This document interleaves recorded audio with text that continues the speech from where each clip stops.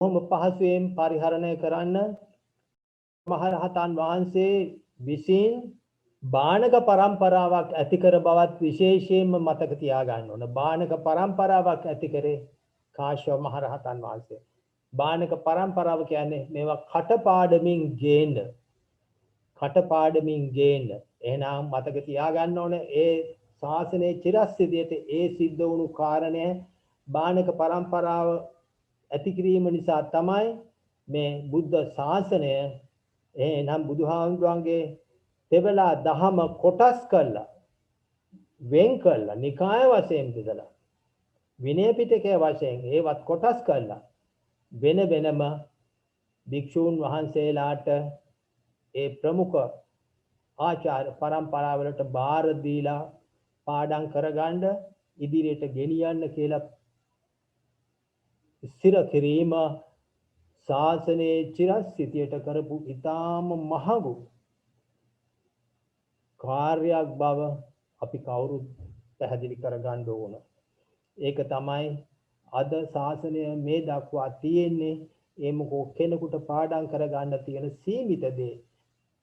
ආනන්ද හාමුදුරුවෝ නිසා අපිට ධර්මය තිබුණා සිව්පිලිසෙබියා සිව්පිලිසෙබියා සෝවාන් පුද්ගලයෙක් නිසා ආනන්ද හාමුදුරුවෝ සිව්පිලිසෙබියා නොවුනනම් අද ධර්මයක් නැහැ.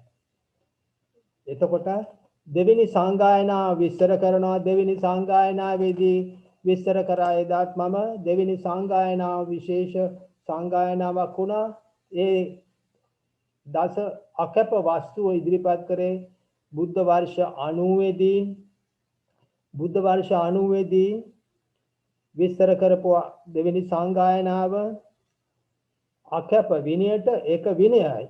විශේෂයෙන්ම විනය පිටකය මූල කරගෙනයි ඒ දස අකැප වස්තු ඉදිරිපත් කරේ. එන්දි විශේෂයෙන්ම හිතන්න ඕන අර කුද්දානුකුද්දක ශික්ෂා පළවෙනි සංගායනාවේදී ඉස්මතු කරපු ප්‍රශ්නයේ වර්ධනයක් විදියට තමයි දෙවෙනි සංගායනාව සලකන්නේ. ඒක තමයි විද්වතුන්ගේ ප්‍රකාශය මතය. ඒක නිකන් දෙවෙනි සංගායනාවට එහෙම බුද්ධ වර්ෂ 100 දී ඒ ඇති වුණු එහෙම බුද්ධ වර්ෂ 90 දී ඇති වුණු ඒ පටලවිල්ල එසේ මෙසේ පටලවිල්ලක් නෙවෙයි. ඒකේ වර්ධනය වර්ෂ 100ක්. ඒ වර්ෂ 100ක් දක්වා ආපු වර්ධනයක් බවයි විග්‍රහ කරන්නේ. ඒකේ කිව්වා අකප දසවස්ස සිංගිලෝකන කප්පය අංගේ ලුණු දාගෙන පාවිච්චි කරන්න පුළුවන්. ද්වංගුල කප්පය ඉර හැරි දෑඟුලක් ඉක්ම ගියත් වළඳන්න පුළුවන්. ගාමාන්තර කප්පය වළඳා පවරා අන්ගමකට යමේ අතිරික්ත නොවූ භෝජන වළඳන්න පුළුවන්. ආවාස කප්පේ එක් සීමාවක් ඇතුළත නොයෙක් ආවාසවල වෙන වෙනම පොහොය කරන්න පුළුවන්. අනුමති කප්පය සීමාව ඇතුළත සිටින භික්ෂූන්ගේ ඡන්දය නොගෙන පොහොය කරන්න පුළුවන්. පැහැදිලි වෙන්න ඕන නෝනලාට මහත්මයාට පැහැදිලි. සීමාවේ පොහොය කරනකොට සියලුම භික්ෂූන් එන්න ඕන. නමුත් ඒ ගන්න බැරි කෙනෙක් ඉන්නව නම් වෙන කාර්යයක් තියෙන කෙනෙක් ඉන්නව නම් ඒ අයට තමන්ගේ ඡන්දය ප්‍රකාශ කරන්න පුළුවන්. එතකොට ඒ සීමාවේ ඒක එක්කෙනෙක් විදියට ගණන් ගන්නවා පොහොය කිරීමේදී. එහෙම නැතුව ඡන්දය පසුව ගනිමි කියලා පොහොය කරන්න බෑ. ඊට පස්සේ ආචින්න කප්ප සියලුම ආචාර්ය උපාධ්‍යායන් පුරුදු කළ සියල්ලම එසේම කරවීම. අමතිත කප්පය භෝජනය පවාරණය කොට නොකලඹුණු දී කියන්නේ කිරි වැළඳීම.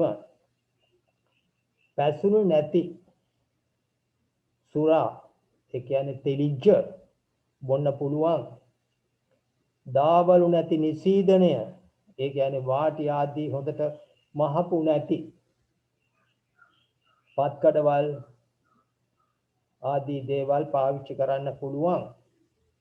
10 වෙනි එක රන් රිදී කහවණු ආදිය පාවිච්චි කරන්න පුළුවන්. හුරුමාරු කරන්න පුළුවන් කියලා මේ දස අකැප වස්තුව ඉදිරිපත් කරා.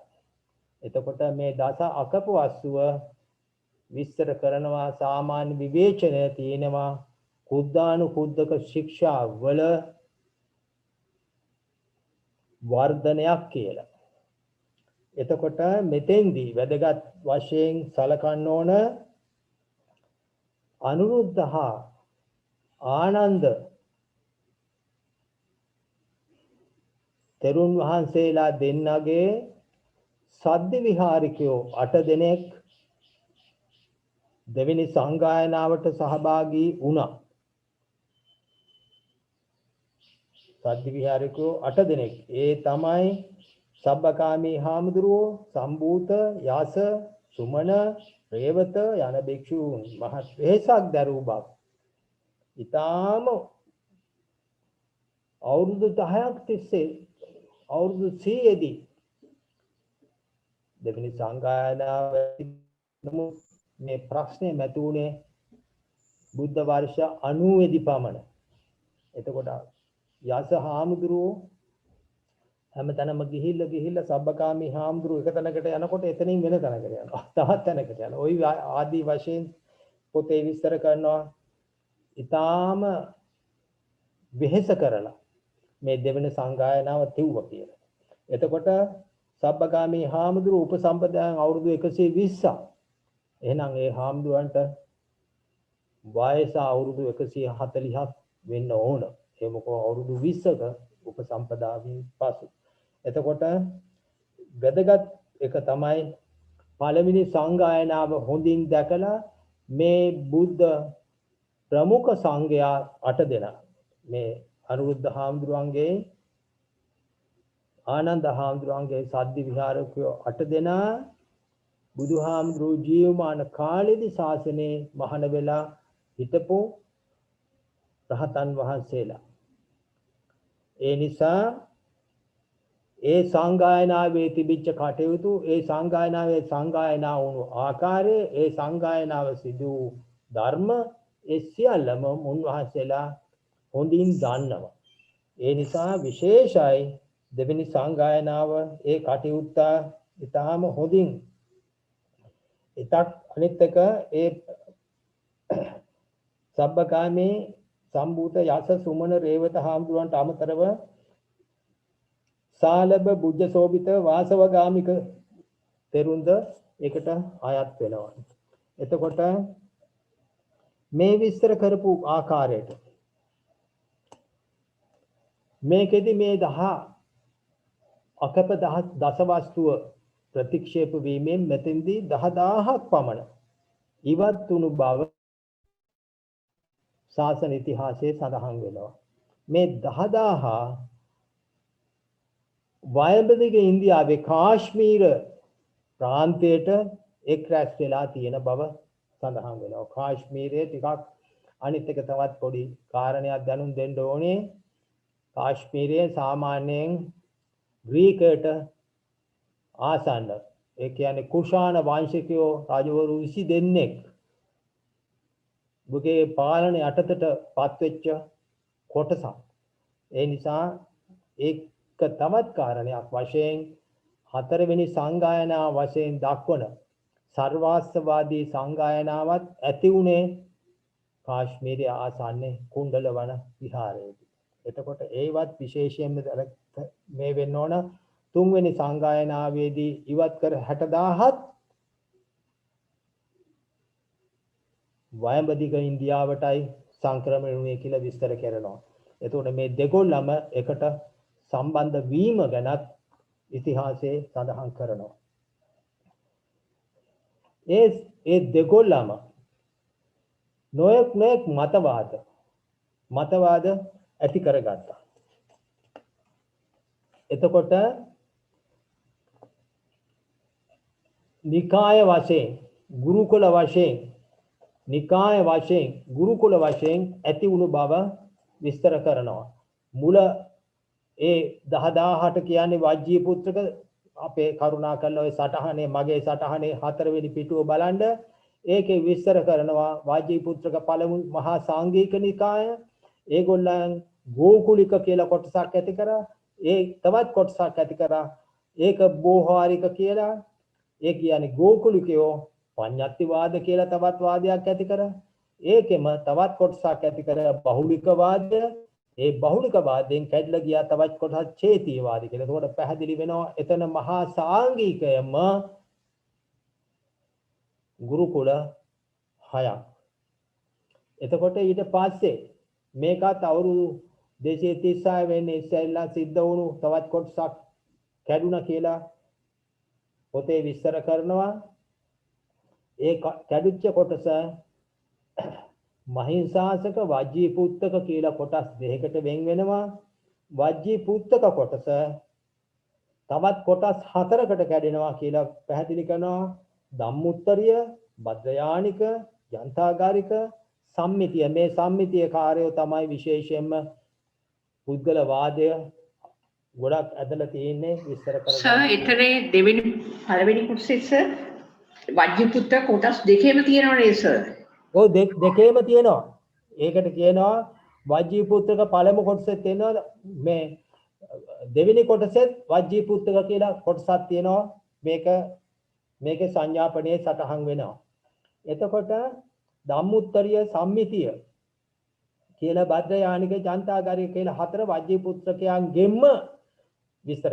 අනිත් එක නොනකාත් පොඩි කාරණයක් ඒ කට්ටියට වජ්ජී පුත්‍රක මුල කට්ටියට වජ්ජී පුත්‍රක කිව්වට ඒගොල්ලන් ඒ නමින් නිකායක් ඇති කරේ නැහැ. ඒගොල්ලන් ඇති කරගත්ත නිකාය තමයි මහා සාංගික. වජ්ජී පුත්තක නිකායක් ඇති කරගත්තේ නැහැ. නමුත් මේ දෙවෙනි කොටසේ වජ්ජී පුත්තක කියලා නිකායක් ඇති කරේ.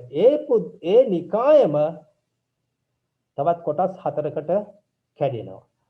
ඊට පස්සේ මහා සාංගික කියලා ඇති වුණු කොටසේ ඒගොල්ලන් දෙකට කැඩෙනවා. සබ්බත්තවාදී ධම්මගුත්තික කියලා. ඊට පස්සේ කස්සපිකවාද, සංකාන්තිකවාද, සුතවාද කියලා තවත් කොටස් 3ක් ඇති වෙනවා. එතකොට පළවෙනි කොටසේ නිකාය 6යි. දෙවෙනි කොටසේ නිකාය බලන්න කරුණාකර 5යි, 6යි, 11යි. අර 6යි, 17යි. තේරවාදයයි 18යි. ඔන්න මේ සටහනේ විස්තර කරන නිකාය 18 සංග්‍රහ වෙන ආකාරය මේ සටහන දුන්නේ පැහැදිලි වෙන්න ඕන. එක දෙවෙනි කාරණේ අපේ විභාගවලට ඉදිරිපත් වෙන අයට අනිත් අයට කරුණා කරලා තමන්ගේ දැනීමට එකතු කරගන්න. ඊට පස්සේ තුන්වෙනි සංගායනාවෙන් පසුවද හේම්මතික, රාජකිරික, සිද්ධාත්තික, පුබ්බසේලිය, අපරසේලිය, වාජිරිය කියලා තවත් කොටස් 6ක් ඇති වුණු බව පොතේ සටහන් වෙනවා. එතකොට ඒ 6 ඔය සිද්ධාත්තික, පුබ්බසේලිය, අපරසේලිය, වාජිරිය කියන ඒ 4 අපේ කතාවත්තු ප්‍රකරණයේ අන්දක වක්සයෙන් අන්දක නිකාය වශයෙන් සටහන් වෙන්නේ මේ 4. සිද්ධාත්තික, පුබ්බසේලිය, අපරසේලිය, වාජිරිය කියන මේ පසු ඇති වුණු 4. එහෙනම් අන්දකයෝ එදා මේ 4ෙන්ම සමන්විත වෙලා තියෙන්න ඕන. ඊළඟට මේක බෙදීමේදී විශේෂයි අත්තිපුද්ගලෝ අත්හිතාය පටිපන්නෝ කියන සංයුත්ත නිකායේ ඒක අත්තිපුද්ගලෝ අත්හිතාය පටිපන්නෝ කියන කොටස. ඊට පස්සේ සංයුත්ත නිකායේ බාරහාර සූත්‍රය, බාරෝ පංචස්කන්ධෝ, බාරතෝ පුද්ගලෝ, බාර දානං දුකං ලෝකේ, බාර නික්ඛේපණං සුඛං, ඒවං නාමෝ ඒවං ගොත්තෝ. මෙන්න මේ බාරහාර සූත්‍රය සංයුත්ත නිකායේ මෙත් වඩන්නේ කාටද? පුද්ගලයාටයි. සෝ කායේ කායනුපස්සී විහෙරති, සෝ ධම්මේ ධම්මානුපස්සී විහෙරති. සෝ පුද්ගලයා එහෙමනම් මම පොඩි ප්‍රශ්නයක් අහන්න ඕන කෙනෙක් අපේ දුව කරුණාවෙන් අමිතා එහෙම නැත්නම් මහවැව නෝනා සෝ තේරවාදේ කවුද? ප්‍රශ්නට උත්තරය දෙන්න කරුණාවෙන් ඉක්මනින්. සෝ මේ කියන්නේ සෝ කියන්නේ මහායානය එහෙම නැත්නම් මේ සර්වාස්තිවාදී සෝ කියන්නේ පුද්ගලයා කියලා විස්තර කරනවා. එහෙනම් සෝ තේරවාදයේ කවුද? නෝනා සෝ පුද්ගලයා නෙවෙයි තේරවාදයේ විඥාණය. එහෙම නැත්නම් සිත. විඥාණයත් නෙවෙයි සිත. ඒ සෝ කියලා දැන් මෙතන තියෙනවා පොතේ තියෙනවා සෝ කායේ කායනුපස්සී විහෙරති. සෝ ධම්මේ ධම්මානුපස්සී විහෙරති. එතන කියන්නේ ප්‍රඥප්තිය සත්‍ය පුජ්‍යලේ විදියට පරමාර්ථ වශයෙන් සත්‍ය පුජ්‍යලේ හරියට හරි. ඒ කියන්නේ මෙතන තියෙන්නේ සෝ කියලා කිව්වම මේක සර්වස්තවාදීන් සෝ කියන්නේ පුද්ගලයා කියලා අර්ථකථනය කරා. දැන් එතකොට අපි ගිය සතියේ මම කිව්වා නීයත්ත නීතත්ත නීයත්ත නීතත්ත කියලා වචන දෙකක් කිව්වා. මෙන්න ඒකට ගැලපෙන තැන. එතකොට අර 294 වෙනි 294 වෙනි ගාථාව මේ මොකද්ද මේ ධම්මපදේ ඒක මම කිව්වා. මෙන්න උත්තරයකට මෙතන සෝ කියලා කියන්නේ පුද්ගලයෙක් නෙවෙයි. පුද්ගලයෙක් නෙවෙයි. ඒ සර්වාස්තවාදීන් මේ ගත්තට සෝ කායේ කානපස්සී විස්තරෙදි. එතකොට දැන් මේකම කියනෝ නෝනා මේ බික්කු බික්කවේ නතුම් හාඛං පජහත සංයුත නිකායේ නාම රූප විඥානය හා සම්බන්ධයක් හා සමාන සම්බන්ධයක් පුද්ගල හා ස්කන්ධ අතර පවත්නා බව ගේ අදහසයි. දැන් තේරෙන්න ඕන තවත්. නාම රූප විඥානය හා සම්බන්ධයක් හා සමාන සම්බන්ධයක් පස්වෙනි පිටුව පුද්ගල ස්කන්ධ අතරද පවත්නා බව. අන්න පුද්ගල වාද්‍යයේ හතරට. අපි නාම රූප ගැන මේ නාම රූප පරමාර්ථ වශයෙන් නොන පරමාර්ථ කියන්නේ බෙදන්න බැරි තැන දක්වාම විග්‍රහ වෙන. එතනින් පස්සේ බෙදන්න බෑ. දැන් නාම රූප කිව්වන් පස්සේ නාම කියන්නේ මේ වේදනා සංඥා සංකාර විඥාන එතකොට චිත්ත චෛසික බෙදලා අන්තිමට ගියන් පස්සේ ඊට පස්සේ බෙදන්න බෑ. අන්න පරමාර්ථ. රූප බෙදාගෙන ගිහිල්ලා අන්තිම සුද්ධාස්තකේ දක්වා බෙදලා මේකයි කන මේකයි මේවයි කියලා ඉතුරු කරයින් පස්සේ ඊට පස්සේ බෙදන්න බෑ. ඒක තමයි පරමාර්ථ කියන දර්ශනයේ තේරුම. පරමාර්ථ කියන්නේ ඒ නාම රූප නමුත් විඤ්ඤාණය කියන්නේ නිවන පරමාර්ථ වශයෙන් කොහොමදවත් බෙදන්න බෑ. එතකොට නාම රූප වශයෙන් තියෙන දේවල් බෙදලා අවසානයට යනකොට බෙදීමට නොහැකි తত্ত্বය පරමාර්ථයි.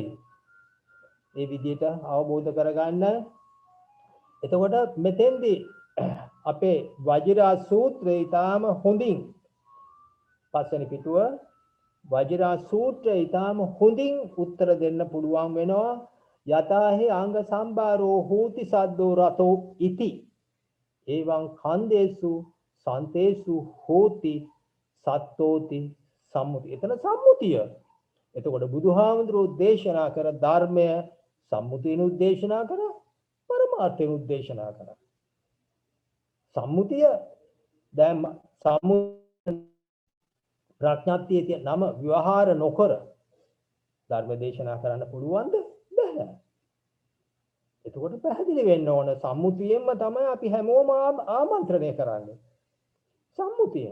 ඒක නිසා ඒ වජිරා සූත්‍රය එම ප්‍රශ්නයට ඊටාම හොඳම ප්‍රබලම සාක්ෂිය ඉදිරිපත් කරන්න වෙනවා.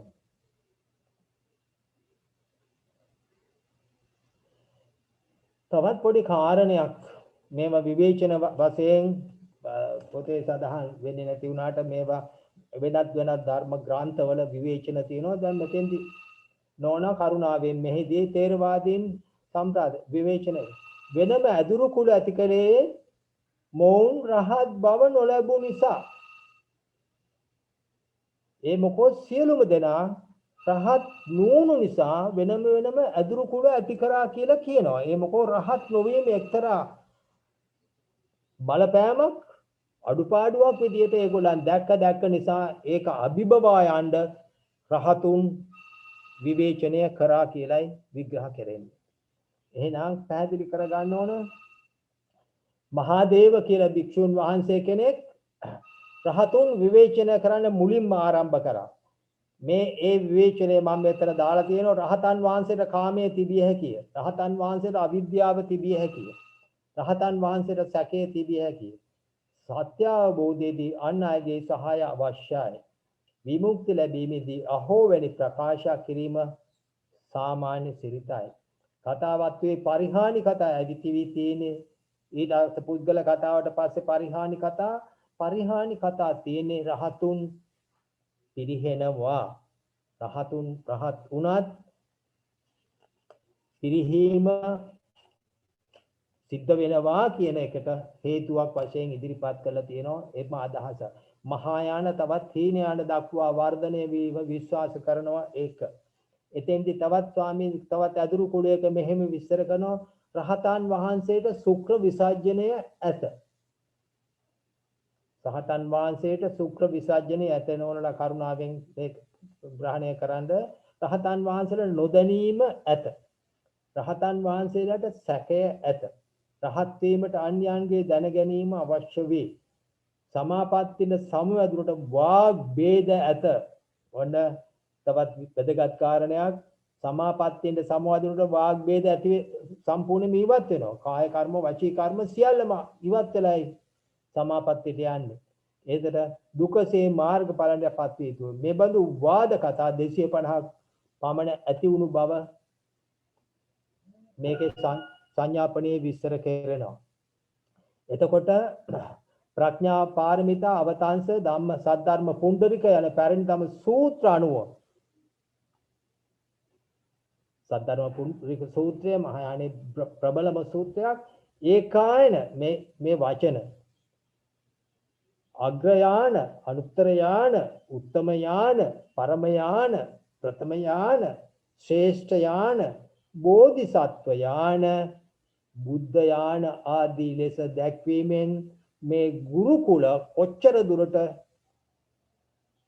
රහත් බව ප්‍රතික්ෂේප කළාද කියන එක හොඳටම හිතා ගන්න පුළුවන්. මේ වචන පරම උත්තමයාන පරමයාන ප්‍රථමයාන ශ්‍රේෂ්ඨයාන බෝධිසත්ව. අනිත් එක තවත් පොඩි කාරණයක් තමයි බෝධිසත්වයෝ බුදුහාමුදුරන්ට වඩා උසස්. ඒ ධර්මයේ ඒ ගුරුකුලවල බෝධිසත්වයෝ සේරටම වැඩිය උසස්. අපි පස්සේ බලමු ඒ වයිගෙන. එතකොට රහතෙන් වඩා පෙරුම් පුරන බෝධිසත්වයෝ උත්තරීතර බව පෙන්වා දීමට බෙර දරා තිනවා. එතකොට ලෝකෝත්තර තත්වයට පත් කර ඇත. බුදුරජාන් වහන්සේ ලෝකෝත්තරයි. සියලු ඉරියව් ලෝකෝත්තරයි. පාදේ දූවිලි නැතත් පාසෝදනවා. කුසගිනි ආහාර ගන්නවා. බුදුහාමුදුරන්ට කුසගිනි ඇති වෙන්නේ නැහැ. නමුත් ආහාර ගන්නවා. කුසගිනි ඇති නොවතත් ආහාර ගන්නවා. රෝගී නොවතත් බෙහෙත් ගන්නවා. ලෞකික මනුෂ්‍ය ශරීරයක් උන්වහන්සේට නැත. බුදුරන් වහන්සේ මනෝකායික මෙලොව වැඩ සිටිති. ඒක තමයි බුදුහාමුදුරුවෝ විස්තර කරනවා. බුදුහාමුදුරුවෝ විස්තර කරනවා ත්‍රිකාය සම්පත්තෙන් සම්භෝග කාය, ධම්ම කාය, නිර්මාණ කාය. එතකොට බුදුහාමුදුරුවෝ මේ ඉන්නේ ලෝ පහළ වෙලා නිර්මාණ කාය. මම මේව පොතේ විස්තර කරන්නේ නැහැ. සංඥාපනයේ විස්තර කරන්නේ නැහැ. නමුත් මේව කියන්නේ විවේචනාත්මක ප්‍රශ්න වලට මේ ආයත මූණ දෙන්න ඕන නිසා. එතකොට නිර්මාණ කයෙන් තමයි බුදුහාමුදුරුවෝ මේ ලෝකෙ පහළ වෙන්නේ. එතකොට පැහැදිලි කර ගන්න ඕන මෙබඳු සර්වාසවාදීන් විසින් නිර්මාණ කය නිර්මාණ කරනවා. මෙබඳු කතා අදහස් ප්‍රචලිත වීමෙන් බඳුම් පිදුම් ක්‍රම ඔන්න විවිධ අලුතෙන් ඊටාම ශීඝ්‍රයෙන් ප්‍රචලිත වුණා. තේරවාදයට අනුව විඥාණයට චෛතසික වලටද ඉස්සර පැවැත්මක් නැත.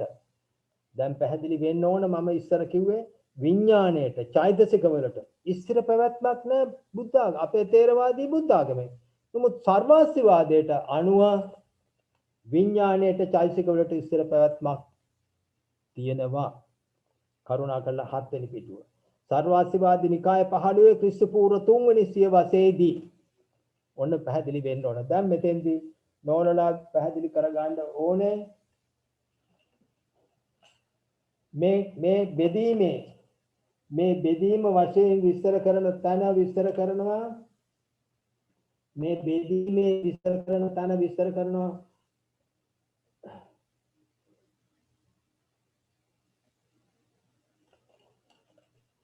සර්වාස්තිවාදී සෞන්තාන්තික ඊට පස්සේ මාධ්‍යමික විඥානවාදී මාධ්‍යමික සහ විඥානවාදී කියන්නේ කෙලින්ම මහායාන.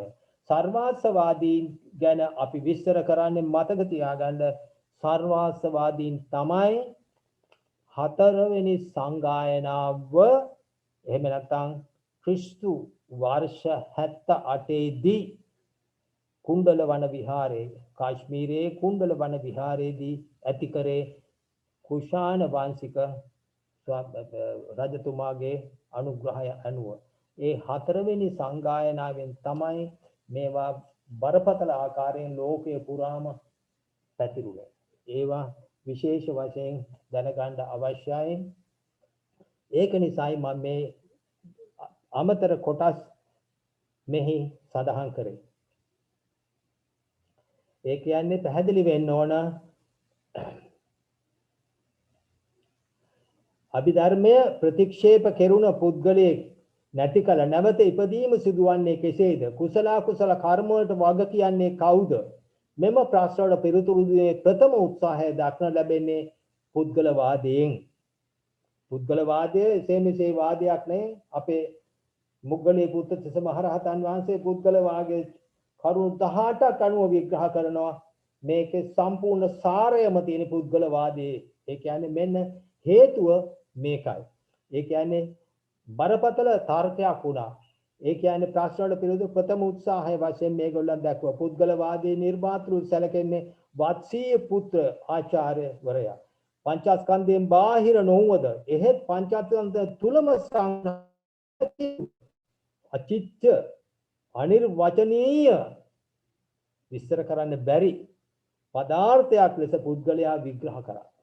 නැවත ඉපදීම සිදුවන්නේ සදාචාරයට වග කියන්නේ මේ කියන පුද්ගලයා බව මතවාදයට පුද්ගලවාද නමින් හැඳින්වුණා. ඒ කියන්නේ පැහැදිලි කරගන්න නැවත ඉපදීම සිදුවන සදාචාරයට වග කියන්නේ මේ කියන පුද්ගලයා බව මතවාදයක් වශයෙන් ඉදිරිපත් කළා. මේ අදහස තරම් බෞද්ධ දර්ශන මේක පැහැදිලි කරන්න මම අන්ඩර්ලයින් කරලා තියෙනවා. ඒ කොටස බෞද්ධ දර්ශනයේ ඉතිහාසයේ විවේචනයට භාජන වූ තවත් අදහසක් නැත. මෙච්චර බරපතල ආකාරයෙන් විවේචනය කරපු තේරවාදී බෞද්ධ දර්ශනයට විවේචනයක් වශයෙන් ඉදිරිපත් වෙච්ච කිසි දෙයක් නැහැ. සූත්‍ර මහ ගොඩක් අරගෙන මේක සංග්‍රහ වෙලා තියෙනවා. සූත්‍ර වලින්ම ගත්ත කෑලි තමයි. එතකොට බුද්ධහම තුළ ආත්මවාදය අතුල් කිරීමට උත්සාහ දරන දැරීමක් වශයෙන් විග්‍රහ කෙරෙනවා. එතකොට මේ ඒයින් උච්ඡේදවා මෙතන තියෙනවා පුද්ගලයා තමයි භවයෙන් භවයට යන්නේ කිව්වොත් ශාස්ත්‍රවාදය. පුද්ගලයා මේ භවයේ ඉවරයි අනිත් භවයට යන්නේ නැහැ කිව්වොත් උච්ඡේදවාදය. මේ වාද දෙකම උච්ඡේදවාදය ශාස්ත්‍රවාදයත් ඛණ්ඩනය කිරීමට මොග්ගලී පුත්‍ර මහරහතන් වහන්සේ දරූ උත්සාහය ඊටාම අනර්ග ප්‍රශංසනීය කරුණක් බව ඔප්පු වෙනවා. ඔප්පු කෙරෙනවා. ඒකයි දැන් මේ විස්තර කරපු ආකාරයට බුද්ධ වර්ෂයේ වැඩි අර්ථකථනය කිරීම පුද්ගල කතාව මුල් කොට කතාවස්තු 217ක්. මෙතන කතාවස්තු තියෙනවා 250ක්. නමුත් කතාවස්තු 217කට සංග්‍රහ වෙන්නේ සමාන කතා කීපයක් තිබිලා තියෙනවා. ඒ කතා ඉවතර කළා මේකේ තවත් වැදගත් කාරණයක් තමයි අපි හිතා ගන්න අපේ මොග්ගලී පුත්ත මහරහතන් වහන්සේ සංග්‍රහ කරේ නෑ. මේ කතාවත්තු ප්‍රකරණය සංග්‍රහ කිරීමක් කරන වාචනා මාර්ගයෙන් දේශනා කර සරියුත් හාමුදුරුවෝ වගේ වාචනා මාර්ගයෙන් දේශනා කර වාචනා මාර්ගයෙන් සංගායනාව ඉදිරියේ බලන කරුණා කළා කොයිතරම් දක්ෂයෙක්ද වෛද්‍ය බ්‍රාහ්මණ සංස්කෘතියේ පරතරටම ගිහිපු පුද්ගලයෙක් බුද්ධ ධර්මය ඊටාම හොඳින්ම මනමින්ම අවබෝධ කරගත්ත පුද්ගලයෙක්. එතකොට වාචනා මාර්ගයෙන් සංගායනා විරිදී මේ වගේ එකක් නෑරම කියාගෙන යන්න සම්බන්ධයේ එක ආකාරයෙන්ම තියන්න ඊටාම දක්ෂ වෙන්න ඕන. වාචනා මාර්ගයෙන් තුන්වන සංගායන ප්‍රකාශයටපත් කරන ලද කතා 250ක් තිබුණොත් කතා 217ක් සංග්‍රහ වූ එක සමාන කතා ඉවත් කිරීම නිසාය. දැන් එතෙන්දි පැහැදිලි කරගන්න බෙදූ වාද කතා සත්‍ය වශයෙන් එහෙම මේතර වාද වීමක් වෙලා නැහැ. දැන් අපි දන්නවා වාද පක්ෂ දෙකක් එකට යොදලා වාද ඉදිරිපත් කළ එක වාදවල ඛණ්ඩනය කළේ එහෙම එකක් නෙමෙයි. මේ වාද තිබිච්ච මතවාද සියල්ලම එකතු කරලා ඒවා එකට පෙළගස්සලා අනුපිළිවෙලින් තුන්වෙනි සංගායනාවේදී වාචනා මාර්ගයෙන් දේශනා කිරීමක් මිසක සත්‍ය වශයෙන් එහෙම වාදයක් සිද්ධ වෙලා නැති බව විශේෂයෙන්ම කිව යුතුයි. ඊට පස්සේ මේ පුද්ගල කතා සම්පූර්ණයෙන්ම විග්‍රහ කර ඇති ඒ මුලට යොදා තියෙනවා. පුද්ගල කතාවයි බරපතල. අනෙක් කතා පෙය්‍යාල මුඛයෙන් දේශනා වෙන සෑම වාද කතාවක් පුද්ගල කතාව ඇසුරු කොට සුදුසු පරිදි විස්තර කරගන්න ඕනේ. එතකොට පැහැදිලි කරගන්න කරුණා කරලා තිරුවන් සරණයි සර්. සර්ගේ නෝට් එක තිරුවන් සරණයි සමා වෙන්න. සර්ගේ නෝට් එක මේ ස්ක්‍රීන් එකට ගන්න නම් අපි මේ සර්ගේ නෝට් එක නම් පෙන්වන්නේ අපිට ස්ක්‍රීන් එකට ගන්න පුළුවන්. එතකොට සර් ස්ක්‍රීන් ෂෙයාර් එකෙන් අයින් වෙන්න ඕන. එතකොට මට ගන්න පුළුවන්. එහෙමනම් තා චුට්ටකින් බලමුද අපි? හොඳයි සර්. හරි තා පොඩ්ඩකින් මේක පැහැදිලි කරලා මේ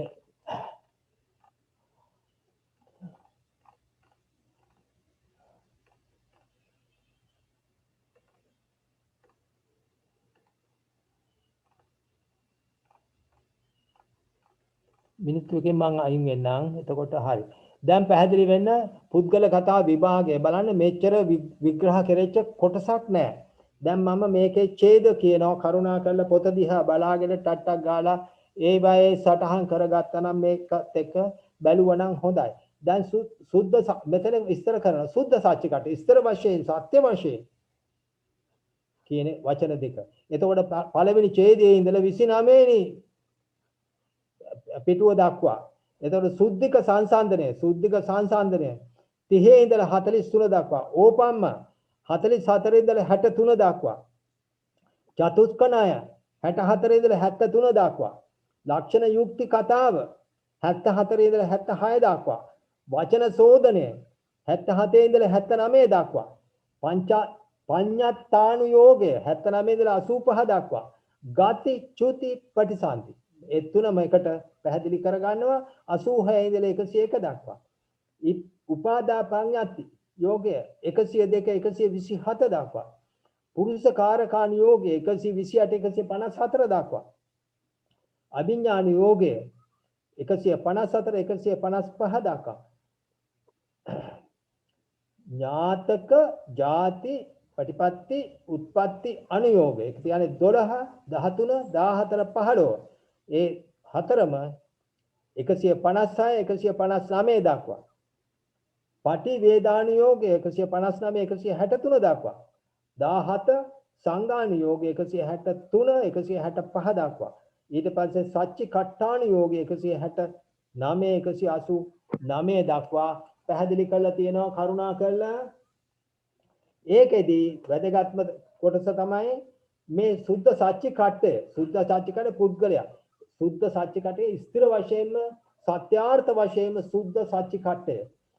පුද්ගලයා එහෙමනම් කේවල වශයෙන් ස්ථිර වශයෙන් පුද්ගලයා. ඒ කියන්නේ දෙක ඕකාංශ සියලු හේතු වශයෙන් මෙන්න විස්තර කරන ආකාරය චුට්ටක් කරුණාවෙන් ඉන්න කරුණාවෙන්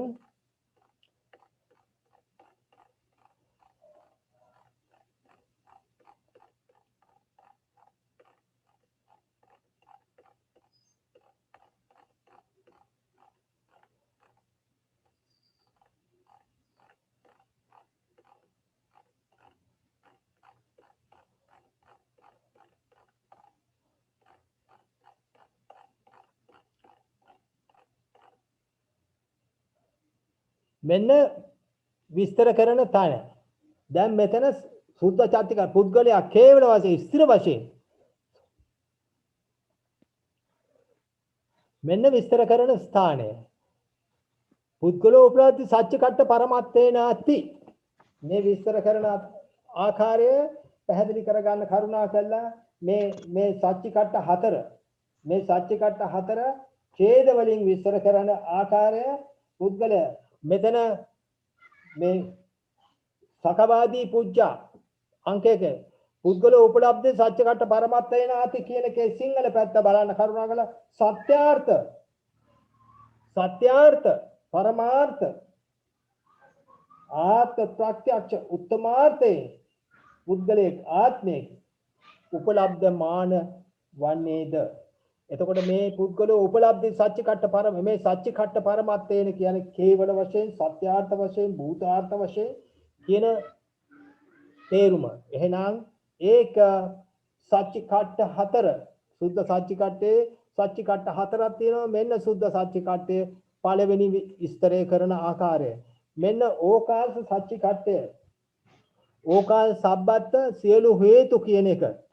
සබ්බත් සියලු හේතු කියන ආකාරය. ඒකත් විස්තර කර ගන්න කරුණා කළා. සබ්බත් විස්තර කරන ස්ථානය ඒ මොකද පොත දැන් මේ අදින් පස්සේ මේක විස්තර මේක නතර කළා අපි ඊළඟ කොටසට යන්න බලාපොරොත්තු වෙනවා.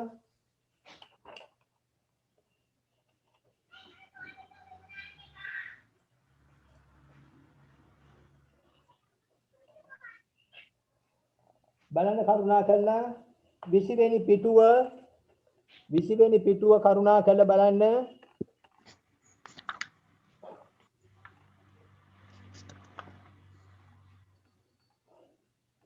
විසිවෙනි පිටුව කියන්නේ 11 වෙනි ඡේදය.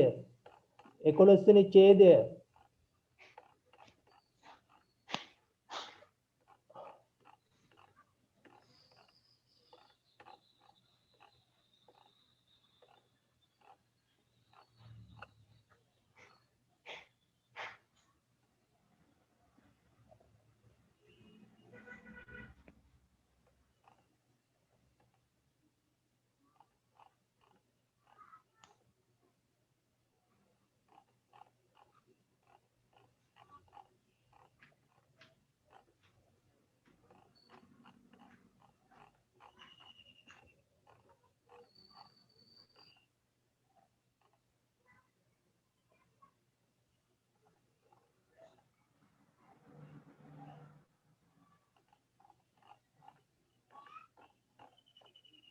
හත්වෙනි පිටුව 20 වෙනි පිටුව.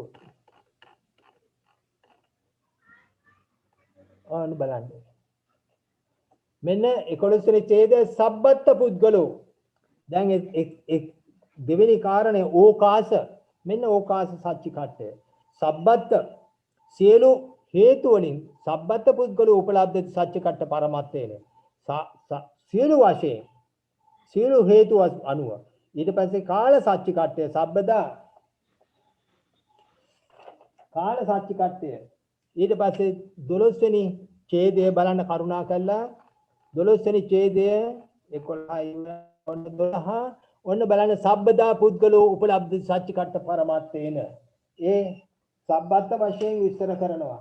ඊට පස්සේ 13 වෙනි ඡේදය 13 වෙනි ඡේදය 13 වෙනි ඡේදය සබ්බේසු සියලු අවයවවල බල සබ්බේසු පුද්ගලෝ උපලබ්ධති. දැන් පුද්ගලෝ උපලබ්ධි සත්‍ය කට්ට පරමාද මේ සකවාදී පුජ්ජා. මෙතකොට පැහැදිලි කරගන්න ඕන මේ සුද්ධ සච්චි කට්ටේ තියෙන සච්චි කට්ට හතර රිප්‍රසන්ට් වෙන්නේ මෙන්න මේ ආකාරයට. ඒකේ තේරුම පුද්ගලයා කේවල වශයෙන් විස්තර කරනවා, ඊට පස්සේ සියලු හේතු වශයෙන් විස්තර කරනවා. හැමදාම අතීතයේ වර්තමානයේ අනාගතයේ පුද්ගලයා හිටියද කියලා විස්තර කරනවා. එහෙම නැත්නම් සබ්බේසු සියලු අවයවවල ඇහ කන නාසය ආදී ශාරීරික කොටස් වශයෙන් ධර්ම වශයෙන් පුද්ගලයා විස්තර කරනවා. මේ කතන්දරේ මේ පොතේ විස්තර කරනවා. අපි දැන් කරුණා කරලා ඒ කොටස් වලට යන්න බලාපොරොත්තු වෙනවා. දැන් ඒ කොටස විස්තර කරගන්න කරුණා කරලා ඒක ඊටාම වැදගත්. මේකේ බෙදීම් ටිකයි මේ සච්චි කට්ට හතරයි ඊටාම වැදගත් හේතුව. ඒකෙන් තමයි විස්තර කරන්නේ ඊටාම හොඳින් මේ කටයුත්ත විස්තරට කරගෙන යන්න. එතකොට දේශනා පරමාර්ථ දේශනාව ඕකා සච්චි කට්ටේ විග්‍රහ කරන්නේ සබ්බත් වශයෙන් සියලුම තන් වශයෙන් මුළු ශරීරයටම අදාළ ස්කන්ධ ආදී ධර්ම 57. ස්කන්ධ ආදී වශයෙන් 57ක් කියන්නේ 5යි 12යි 18යි 22යි. 5යි 12යි 18යි 22යි. 57 කියන්නේ 5 12 18 22 එකතුව 57යි කියන්නේ ස්කන්ධ ආයතන ධාතු ඉන්ද්‍රිය ඒ මුළුල්ලේම සත්‍ය දක්න ලැබේ දියන්නයි. ඒ බුද්ධ ධර්මයට ප්‍රතිවිරුද්ධ වන්නේය. එහෙනම් ඒක කරුණාවෙන් පැහැදිලි කරගන්න තවත් පොඩි කාරණයක් තියෙනවා මේව කියා ගන්න ඕන විස්තර කරන අවසාන සත්‍ය කට්ටේ ලෙස සබ්බේසු යන්නට එකක් පාසා සබ්බේසු එකක් පාසා පුද්ගලයා දක්න ලැබේ දියන්නේ විග්‍රහ කරනවා. එතකොට නායකම හතරටම සමස්තයක් ලෙස විශ්ලේෂණය කරනවා.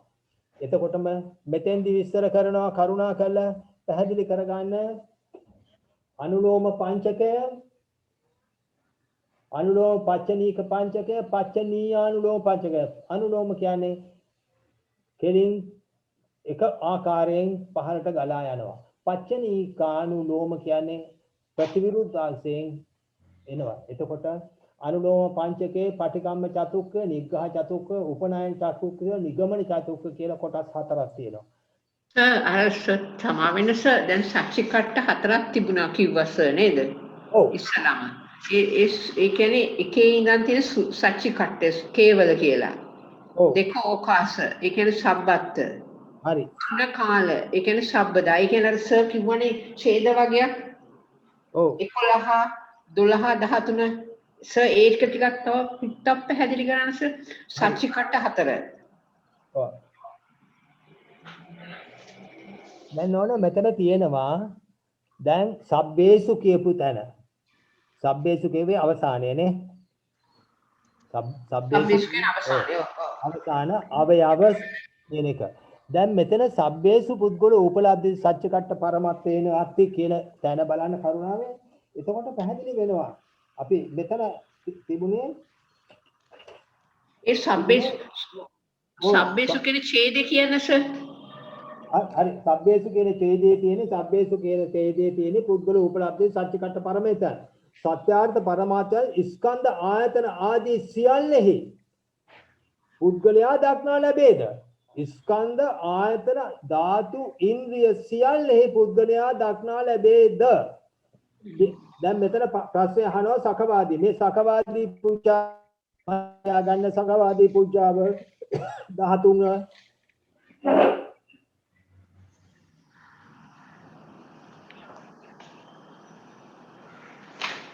13 සකවාදී පූජාව සකවාදී යනවා පරමාර්ථ වශයෙන් පුද්ගලයා දක්නා ලැබේද? ඔව් කියනවා. ඔව් කියනවා. ඔව් කිව්ව හැටියේ ඊළඟ ප්‍රශ්නේ අහනවා සත්‍යාර්ථ පරමාර්ථ වශයෙන් ස්කන්ධ ආයතන ධාතු ඉන්ද්‍රිය ආදී සියල්ලේ පුද්ගලයා දක්නා ලැබේ. එතකොට කියනවා එසේ නොකිය යුතුයි කියලා. මෙන්න මේ ප්‍රශ්න මේ සුද්ධ සත්‍ය කට්ට හතර කියලා සුද්ධ සත්‍ය කට්ටේ සත්‍ය කට්ට හතරක් දාලා තියෙන්නේ ප්‍රශ්න නැගීමේ ක්‍රම හතර.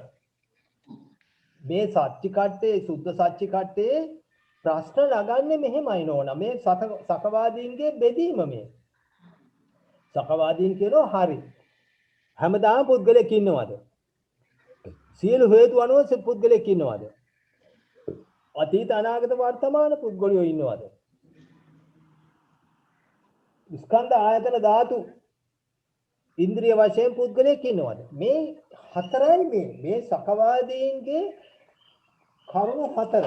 දැන් එතනම ඊළඟ එකේ තියෙන 12 වෙනි එකේ සබ්බදා පුද්ගලයෝ උපලබ්ධ සත්‍යකට පරමාර්ථේන. අතන අහන පුද්ගලයෝ උපලබ්ධ සත්‍යකට පහ. එයා සකවාදී මේ සකවාදී පුජා. එතකොට කියනවා පුද්ගලයෙක් හැමදාම ඉන්නවා. සත්‍යාර්ථ පරමාර්ථය පුද්ගලයා දක්වන. ඔව්. සත්‍යාර්ථ පරමාර්ථය හැම කල්හි ඒ කියන්නේ పూర్ව පශ්චිම ධර්මාන කාලයේදී පුද්ගලයෙක් ඒ කියන්නේ පිරුණුවන් පස්සේදුත් පුද්ගලයෙක් ඉන්නවද? එතකොට කියනවා එසේ නොකිය යුතුයි. මේ අනිත් පැත්තට එන ආකාරය කියන්නේ මේ ධර්ම විකෘති කිරීමේ ක්‍රමය. සකවාදීන් අහනවා පුද්ගලයා මේ ආකාරයේ මේ ප්‍රශ්නය අහපු ක්‍රම හතර. මේ හතරම තමයි නෝන හැම තැනම තියෙන්නේ. මේ පුද්ගල කතාවේ හැම තැනම. ඊට පස්සේ බලන්න 11 වෙනි ඡේදයේ සබ්බත් පුද්ගල උපලබ්ධති. සබ්බත් සත්‍යාර්ථ පරමාර්ථය හැම තන්හි සකල ශරීරේහිම. එතකොට බලන්න ඒවායේ පල්ලෙහාට එනවා. සත්‍යාර්ථ පරම පුද්ගල දක්නා බෑ සත්‍යාර්ථ පරමාර්ථය හැම තන්හි කියනකොට විස්තර කරනවා සත්‍යාර්ථ පරමාර්ථයෙන් හැම තැනම පුද්ගලෙක් ඉන්නවාද? එතකොට ඒ කොටස විස්තර කරපු ආකාරය පැහැදිලි කරගන්න ඕනේ. මේ පොතම කියන්න ඕන එකක්. ඒක නිසා කරුණාවෙන් හිතා ගන්න.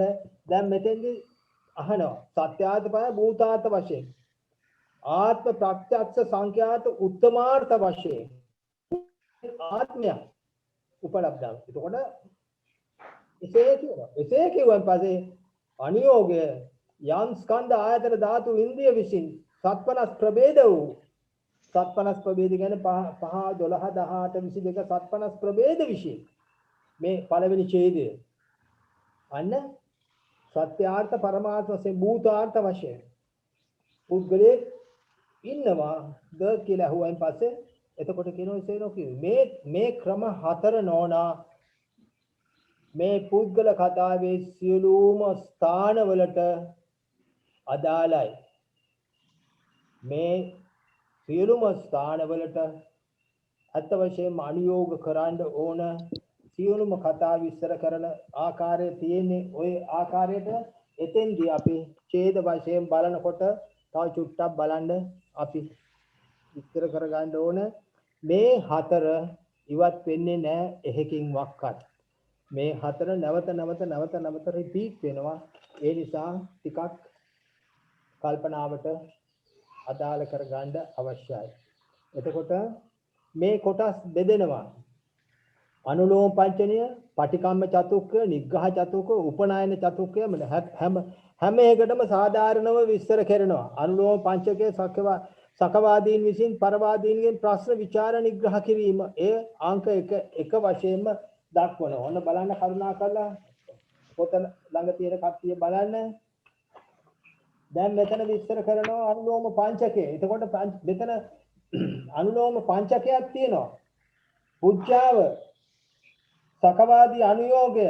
මම මේ පළවෙනි ඡේදයේ ඉන්නේ 1 සකවාදී පුජ්ජාව, 2 සකවාදී අනුയോഗය, ඊට පස්සේ 3 සකවාදී නිග්‍රහය, ඊට පස්සේ අනුලෝම පාපනාව, අනුලෝම ආරෝපණාව.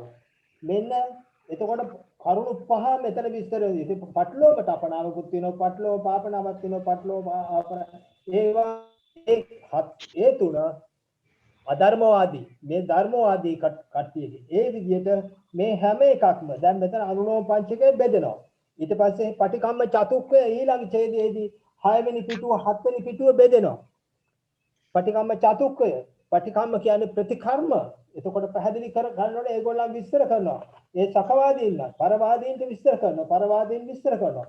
දැන් එතකොට තවත් විශේෂ කාරණයක් මේ දිහා බලන්න කරුණාවෙන් දෙවෙනි ඡේදය පළවෙනි කට්ටිය සකවාදීන් ප්‍රශ්න කරන්නේ පුද්ගලෝ උපලබ්ධ. සකවාදීන් ප්‍රශ්න කරන්නේ කොහොමද? හැම ප්‍රශ්නෙම තියෙන්නේ ඔය ආකාරය. පුද්ගලෝ උපලබ්ධ. උපලබ්ධ අනුയോഗ සත්‍චිකට්ඨ පරමත්තේ නාති. බලන්න පරවාදීන් කරන කියන හැටි. පුද්ගලෝ නූපලබ්ධති. නෙගටිව් එකේ. බලන්න දෙවෙනි ඡේදය බලන්න. කරුණාකරලා හතරවෙනි පිටුවේ දෙවෙනි ඡේදය පුද්ගලෝ නූපලබ්ධති. ඒගොල්ලන් ප්‍රශ්න කරන්නේ නකාරයෙන් එහෙම නැත්නම් නෙගටිව් එකෙන් ප්‍රතිවිරුද්ධ අර්ථයෙන් ඒගොල්ලන් විස්තර කරන්නේ. එහෙනම් ඒකත් විශේෂයෙන්ම මේ පොත කියවනකොට විශේෂ වශයෙන්ම අල්ලගන්න අවශ්‍යයි. පරවාදී පුජ්ජාව පටන් ගන්නේ නකාරයෙන්. පරවාදී පුජ්ජාව පටිලෝමය නිසා නකාරයෙන් පටන් ගන්නවා. එන්න ඒ කතන්දරේ විස්තර කරගන්න ඕන. දෙක පරවාදීන් ප්‍රශ්න අංක 2 පරවාදීන් ප්‍රශ්න නැගීම එය නකාරය. දැන් මෙතන මම මගේ සටහනේ විස්තර කරලා තියෙනවා අංක 2 පරවාදීන් ප්‍රශ්න නැගීම එය නකාරයෙන් ප්‍රශ්න කෙරේ. නෙගටිව් පුද්ගලෝ නූපලබ්ධති. ඒ වචනීක පංචකයට එහෙනම් දැන් පැහැදිලි කරගන්න. දැන් එතකොට පටිකම්ම චතුක්කය විස්තර කරනවා. ඊට පස්සේ නිග්ඝහ චතුක්කය අර වගේම විස්තර කරනවා. කරුණා කරලා බලන්න. ඉතින් ළඟ පරවාදී නිග්ඝහ විස්තර කරනවා. දැන් මෙතෙන්දී තවත් කාරණයක් තියෙනවා. අජානාහි නිග්ඝහං සකවාදී අනුලෝම පංචකයේ මෙහෙමනේ පුච්චා සකවාදී පුච්චා සකවාදී අනුලෝම සකවාදී නිග්‍රහ සකවාදී තපනා අනුලෝම තපනා අනුලෝම පාපනා. ඒතර පටිලෝම පුච්චා කියන්නේ අනේ පුච්චාවයි පරවාදී පුච්චා පරවාදී අනුලෝම පරවාදී නිග්‍රහ පටිලෝම තපනා පටිලෝම පාපනා. හරිද එතකොට? මම ඉන්නේ. හරි. දැන් මෙතෙන්දී නෝනා සකවාදීන් ස්ටාර්ට් කරන්න ඕනේ. සකවාදීන් පටන් ගන්නවා. සකවාදී පුජ්ජාව අංක 1. පරවාදීන් පටිඥාව එසේ කිව්වා. එතකොට සකවාදීන් නැවත ඒ ප්‍රශ්නේ විග්‍රහ කර ආකාරය නැවත අහනවා. ඒ ප්‍රශ්නය අහන එකම අර්ථය දෙන ප්‍රශ්නය ක්‍රම දෙකකට අහනවා. සකවාදී පුච්චා සකවාදී අනුയോഗ කියන්නේ එකම ප්‍රශ්නය ක්‍රම දෙකකට අහනවා. මේ සටහන බැලුවා නම් පැහැදිලි වෙයි. එකම ප්‍රශ්නය ක්‍රම දෙකකට අහනවා. ඔන්න සකවාදී අනුയോഗ කියන්නේ මෙන්න අහනවා. ආයතන ඉන්ද්‍රිය ආදී වශයෙන් ප්‍රභේද වූ සත්‍යාර්ථ පරමාර්ථයක් වේදේ හේතු සත්‍යාර්ථ පරමාර්ථ ධර්ම වශයෙන් මේ පුද්ගලයා දක්නා ලැබෙයිද? ඔන්න එතෙන්දී හිර කරන තැන. මෙන්න පරවාදීන් හිර කරපු තැන. අන්න විස්තර කරනවා. එසේ නොකිය යුතුයි කියලා කියනවා. එතකොට 1 2 සකවාදී නිග්‍රහ 3 ඊට පස්සේ අනුලෝම තපනාවක් මෙතන තියෙන ප්‍රශ්නේ අර්ථය මුලින්ම ඉදිරිපත් කළා ඉවරයි. තපනාව ඉදිරිපත් කළා ඉවරයි. ඒ නිසා ඒක තමයි අනුලෝම පාපන අනුලෝම ආරෝපණ 4 සහ 5. පළවෙනි පිටුවේ 1 සකවාදී පුජ්ජා 2 සකවාදී අනුയോഗය 3 සකවාදී නිග්‍රහය 4 අනුලෝම පාපන අනුලෝම ආරෝපණ. ඔන්න අනුලෝම පංචකයේ අවසාන වෙනෝ පටිලෝම තපනාවයි පටිලෝම පාපනාවයි පටිලෝම ආරෝපණාවයි. මේ ඒක පරවාදීන්ගේ දෝෂය අධර්මවාදී විග්‍රහ කිරීම. ඒක නිසා ඒ තුන අනුලෝම පංචකයට ගණන් වැදෙන්නේ නැහැ. එතකොට ඒක පැහැදිලි කරගන්න මේ ක්‍රමය අනිත් සියලුම කතා වස්තු වලට ගත යුතුයි. ඊට පස්සේ පටිකම්ම විස්තර කරනවා. පටිකම්මත් ඒ වගේම පටිකම්ම චතුක්ක පරවාදී පුජ්ජාව පරවාදී අනුയോഗී 2 පරවාදී අනුලෝම පාපනාව අනුලෝම ආරෝපණාව මෙන්න විස්තර කරන අනුලෝම පඩ්ලෝම පාපනා පඩ්ලෝම ආරෝපණා වශයෙන් විස්තර කරන කොටස් මෙන්න හතර තියෙන තැන. ඒ හතර ඉලක්කම් දාගත්තත් කමක් නැහැ. එතකොට නිග්ඝහ චතුස්කය මෙතෙන්දි නිග්ඝහ විස්තර ආජානාහි නිග්ඝහං කියලා විස්තර කරනවා කරුණා කරලා පැහැදිලි කරගන්න ඒ නිග්ඝහ චතුස්කයේ විස්තර කරන ආකාරය. එතකොට පැහැදිලි වෙන්න ඕන මෙතෙන්දී තවත් විශේෂ කාරණයක් තියෙනවා ආජානාහි නිග්ඝහං සකවාදී සහ පරවාදී වශයෙන් නිග්ඝහ දෙකක් වේ. එසේම අනික් සච්චිකට්ට හතරටම දැන් අර මං කියපු කතන්දරේ පැහැදිලි. සච්චිකට්ට හතරක් තියෙනවා. සච්චිකට්ට හතරට එක විෂයක් ගියා නම් නිග්ඝහ 8ක් යනවා. ඒ කියන්නේ සකවාදීනු නිග්‍රහ හතරක් කරනවා පරවාදීනු නිග්‍රහ හතරක් කරනවා. මේක පැහැදිලි කරගන්න මෙන්න කරුණා කරලා 10 වෙනි පිටුව බලන්න මෙන්න සකවාදී නිග්‍රහ පැහැදිලි කරගන්න කරුණා කරලා සකවාදී නිග්‍රහය පළවෙනි පිටුවේම සකවාදී නිග්‍රහය තියෙනවා. සකවාදී නිග්‍රහ පිළිගනුව සකවාදී නිග්‍රහය තියෙනවා. එතකොට කරුණා කරලා බලන්න කරුණාවෙන් 12 වෙනි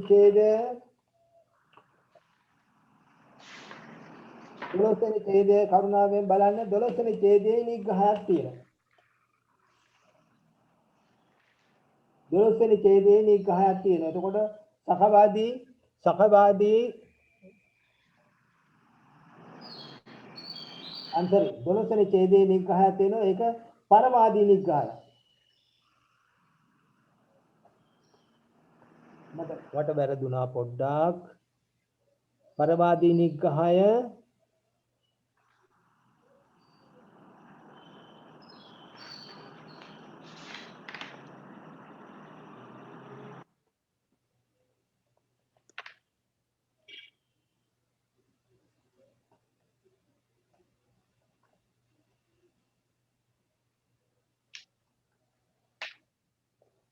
හරි මට වැරදුනා 12 වෙනි පිටුව 12 වෙනි ඡේදයේනේ 12 වෙනි පිටුවේ පරවාදී නිග්‍රහයක් තියෙනවා අජානාහි නිග්‍රහ 12 වෙනි පිටුව 6 වෙනි ඡේදය 12 වෙනි පිටුව 6 වෙනි ඡේදය 12 වෙනි පිටුව අන්න පරවාදී නිග්‍රහයක් තියෙනවා. එතකොට නිග්‍රහ දෙකයි.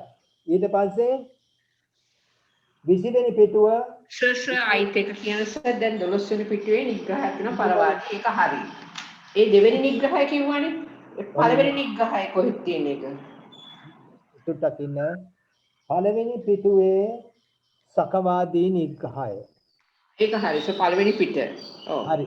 ඊට පස්සේ 12 වෙනි පිටුව පරවාදී නිග්‍රහය. පළවෙනි නිග්‍රහය. 12 වෙනි පිටුව පරවාදී නිග්‍රහය.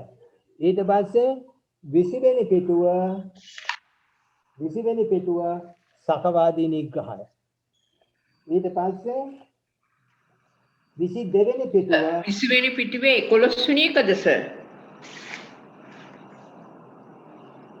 20 වෙනි පිටුවේ 11 වෙනි ඡේදය 20 වෙනි පිටුවේ වෙනත් තැනක නිග්‍රහයක් නැහැ නෝනා. වෙන තැනක එතන විතරයි නිග්‍රහයක් තියෙන්නේ. 11 වෙනි ඡේදය 20 වෙනි පිටුවේ 11 වෙනි ඡේදය අජානාහි නිග්‍රහ. හරි සර්. ඊට පස්සේ 22 වෙනි පිටුවට යන්න සකවාදී නිග්‍රහයක් තියෙනවා. 22 වෙනි පිටුව සකවාදී නිග්‍රහයක් තියෙනවා. ඊට පස්සේ 22 වෙනි පිටුව 12 වෙනි ඡේදය සකවාදී නිග්‍රහයක් තියෙනවා. ඊට පස්සේ 24 වෙනි පිටුව නැවතත් තියෙනවා සකවාදී නිග්‍රහයක්. සකවාදී අජානාහි නිග්‍රහ 13 වෙනි 24 වෙනි පිටුව පැහැදිලිද 13 වෙනි ඡේදය. ඊට පස්සේ 6 වෙනි ඡේදය 6 ඒකම තියෙනවා 14 වෙනි ඡේදයේ පරවාදී නිග්‍රහය. බලන්න කරුණාවෙන් සකවාදී නිග්‍රහ තුනක් එකට ආවා. ඊට පස්සේ පරවාදී 6 වෙනි ඡේද 6 අංක 6 පරවාදී නිග්‍රහය 24 වෙනි පිටුවේ පරවාදී නිග්‍රහයක් තියෙනවා. ඊට පස්සේ 7 වෙනි අංකය 7 වෙනි අංකය 26 වෙනි පිටුව 26 වෙනි පිටුවේදී පරවාදී නිග්‍රහයක් තියෙනවා. නැවත. ඊට පස්සේ 8 වෙනි අංකය 28 වෙනි පිටුව 28 වෙනි පිටුව නැවත තියෙනවා පරවාදී නිග්‍රහය. බලන්න කරුණා කරලා නිග්‍රහ 8ක් කොතන තියෙනවා. පරවාදීන් 4යි සකවාදීන් 4යි. මෙන්න නිග්‍රහ ලැබෙන ආකාරය, නිග්‍රහ ගණන් හදන ආකාරය, නිග්‍රහ විස්තර කරන ආකාරය පැහැදිලි කර ගන්න ඕන. නිග්‍රහ කරන්නේ අවසාන වශයෙන් කරන එකයි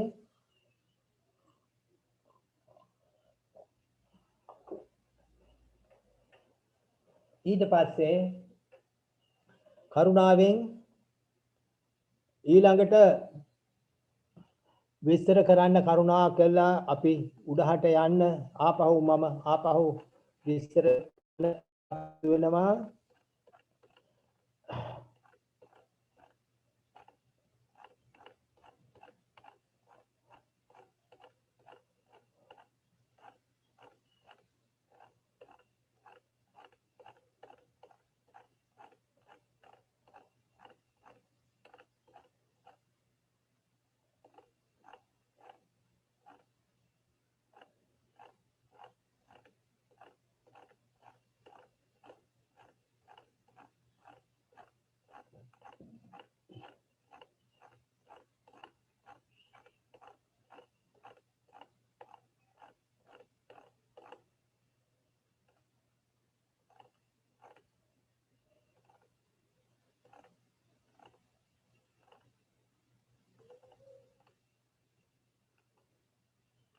ඔන්න දැන් කරුණා කරලා බලන්න විස්තර කරන ආකාරය මේකේ. දැන් පුච්චා ප්‍රශ්න කරනවා. ප්‍රශ්න කිරීම පටිඤ්ඤා පරවාදී පටිඤ්ඤා එසේ පිළිතුරු දීම.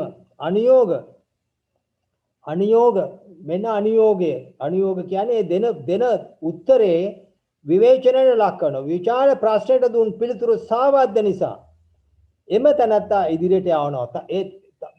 ඒකේ අනුയോഗය කියන තේරුම තවත් ඒ පුද්ගලයා ප්‍රශ්න දීපු ප්‍රශ්නය දැන් මෙතන සත්‍යාර්ථ පරමාර්ථ වශයෙන් පුද්ගලයෙක් ඉන්නවද කියලා ඔව්ව කියනවා.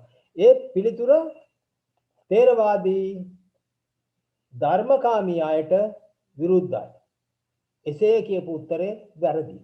ඒ නිසා තමයි මෙන්න කියනවා ධාතු ඉන්ද්‍රිය ඇති සත්පනස් වූ සත්‍යාර්ථ පරමාර්ථයක් වේදේ හේතුවෙන් සත්‍යාර්ථ පරමා ධර්ම වශයෙන් පුද්ගලයෝ දක්නා ලැබෙයිද ධර්ම අරූපාදී ආකාරයෙන් සත්‍යාර්ථ පරමාර්ථයක් ඇද්ද තොප කියන පුද්ගලයාත් ඒක ආකාරයෙන් ලැබෙයිද අන්න නැවත විග්‍රහ කරනවා. අනුയോഗය කියලා කියන්නේ නැවත විග්‍රහ කරනවා. විචාල ප්‍රශ්නට දුන් පිළිතුරු සාවාද්‍ය නිසා ඒ ඉදිරිපත් කරනවා. අන්න ඊට පස්සේ තමයි මෙන්න ඒක විස්තර කරනවා. පරවාදී පටිච්චේ විස්තර කරපු ආකාරය මෙන්න ඊට පස්සේ කියනවා තපන පාපන ආරෝපණ මේ වචන තුනේ තේරුම් විශේෂයෙන් බලා ගන්න. වාදගතය පූර්ව පක්ෂය මාතුකාව පපන පිළිතුරු පරස්පර බව අවබෝධ කිරීම. දැන් බලන්න අනුලෝම තේන වතරේ වාත්තබ්බන් යෝ සච්චිකට්ඨ පරමත්තෝ තතෝසෝ පුද්ගලෝ උපලබ්ධති චච්චිකට්ඨ පරමත්තේනාති. මෙන්න ඒ ප්‍රශ්නට දීපු උත්තරේ ඒ ප්‍රශ්නට දීපු බවත එහෙයින් තොපොල්සින් යම් සත්‍යාර්ථ පරමාර්ථයක සත්‍යාර්ථ පරමාර්ථ ධර්මයේ ඒ පුද්ගල දක්නා ලැබේ කිය යුතුයමය. දෙවෙනි සැරේ අහනකොට එසේ නොකිය යුතු කිව්වකට අන්න විරුද්ධව විස්තර කරනවා අනුලෝම පාපනාව. මෙතන පොතේ මෙතන තියෙන පාළියේ තේන වතරේ වත්තබ්බෝ යෝ සත්‍චිකට්ඨ පරමාර්ථේනාති කියලා විස්තර කරන එක සිංහලෙන් විස්තර කරනවා. බවත එහෙයින් තොපොල්සින් යම් සත්‍යාර්ථේ පරමාර්ථයක වේද ඒ සත්‍යාර්ථ පරමාර්ථ ධම්ම සත්‍යාර්ථ පරමා ධර්ම වශයෙන් පුද්ගල දක්නා ලැබේයයි කිය යුතුමයි. පළවෙනියෙන් කිව්වනම් පුද්ගලයෙක් දක්නා ලැබේයි කියලා දෙවෙනි සැරේ කියන්න ඕන පුද්ගලයෙක් දක්නා ලැබේ. ඒක තමයි හරි ක්‍රමය. මේ වාද කතාවල එක ක්‍රමයක් ඒක. එහෙනම් මෙතෙන්දි මෙන්න පාපනාව තපනාව ඉදින් සත්‍යාර්ථ පරම පුද්ගල දක්නා ලැබේ නම් තපනාව කියන කතන්දරේ මෙතන දැන් ගිහිල්ලා ඉවරයි. මෙතන ඒක ගියපු බව පැහැදිලි කරනවා. ඉදින් සත්‍යාර්ථ පරමාර්ථ වශයෙන් පුද්ගලයෙක් දක්නා ලැබේ නම් පළවෙනි ප්‍රශ්නේ.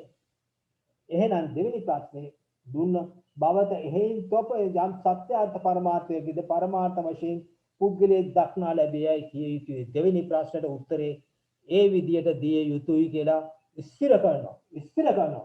අනුලෝම ආරෝපණ. එහෙනම් යම් තත්ත්ව වදේති කියන මේ පාළි වචනේ දෙවෙනි ආරෝපණා කියන එක කරුණා කරලා බලන්න. යත් පරමාර්ථ වශයෙන් පුද්ගල ලැබෙයි කිය යුතුයිද? යම් සත්‍යාර්ථයේ පරමාර්ථයක් වේද ඒ සත්‍යාර්ථ පරමාර්ථ ධර්ම වශයෙන් මේ පුද්ගලයා දක්නා ලැබෙයි. නොකිය යුතුයිද යම් බසක් එහිලා කීෙහි නම් ඒ තොපගේ මිත්‍යාව. අන්න ආරෝපණා කියන වචනේ විස්තර කරන ආකාරය. එතකොට විස්තර කරනවා යම් සත්‍යාර්ථයේ පරමාර්ථයක් වේද ඒ සත්‍යාර්ථ පරමාර්ථ ධර්ම වශයෙන් මේ පුද්ගලයා දක්නා ලැබෙයිද ඉදින් නොකිය යුතු නම් එහෙම කියන්න ඕන නැත්නම් භවත සත්‍යාර්ථ පරමාර්ථ වශයෙන් පුද්ගලයෙක් දක්නා ලැබෙයිද නොකිය යුතුයි. එහෙනම් මුලින්ම කියන්න තිබුණා සත්‍යාර්ථ පරමාර්ථ වශයෙන් පුද්ගලයෙක් දක්නා ලැබෙන්නේ නැහැ කියලා කියන්න තිබුණා. නොලැබෙයිද නොකිය යුතුයි. ඔය විස්තර කරනවා පළවෙනි ප්‍රශ්නට අදාළ කරනවා. එහෙනම් පද්ලෝප්තාපනාව සත්‍යාර්ථ පරමාර්ථ පුද්ගල ලැබෙයිද යම් සත්‍යාර්ථයේ පරමාර්ථයක් වේද ඒ සත්‍යාර්ථ පරමාර්ථ ධර්ම වශයෙන් පුද්ගල දක්නා ලැබෙයිද නොකිය යුතුයිද යම් බසක් එහිලා කීෙහි නම් ඒ තොපගේ මිත්‍යාවයි කියලා මෙන්න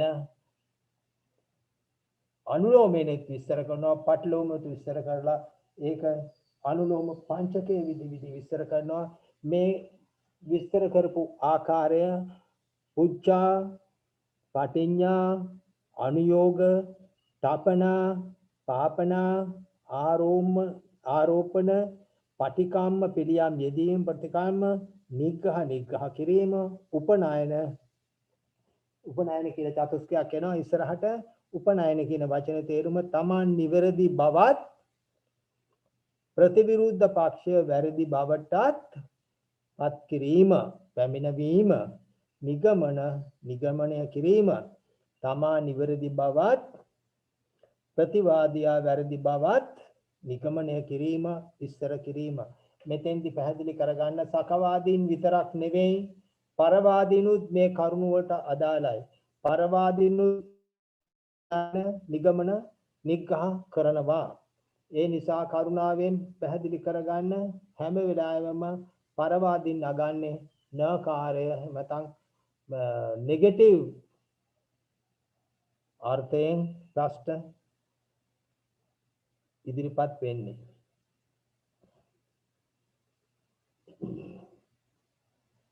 දැන් මෙතෙන්දී මම මෙතන උදාහරණයක් දාලා තියෙනවා නෝනලා කරුණා කරලා පැහැදිලි කරගන්න. නෝනලාට උදාහරණ වශයෙන් මම අදලා දැම්මා එතන මේ වචන තුනක්. දැන් බලන්න මෙතන තියෙනවා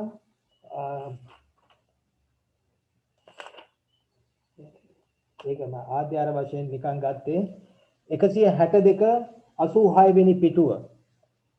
162 86 වෙනි පිටුව. 162 63 64 බලන්න.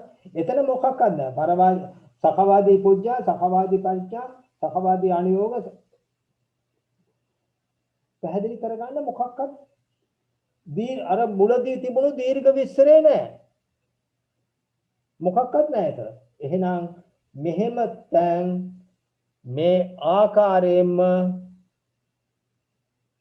හැම අවස්ථාවෙම තපනා පාපනා ආරෝපණ ධර්ම එකතු කරලා විස්තර කරන්න ඕන. මේක සම්මුති අවස්ථාව. එහෙමනම් හැම වෙලාවෙම මේ වගේ අවස්ථා තිබුණොත්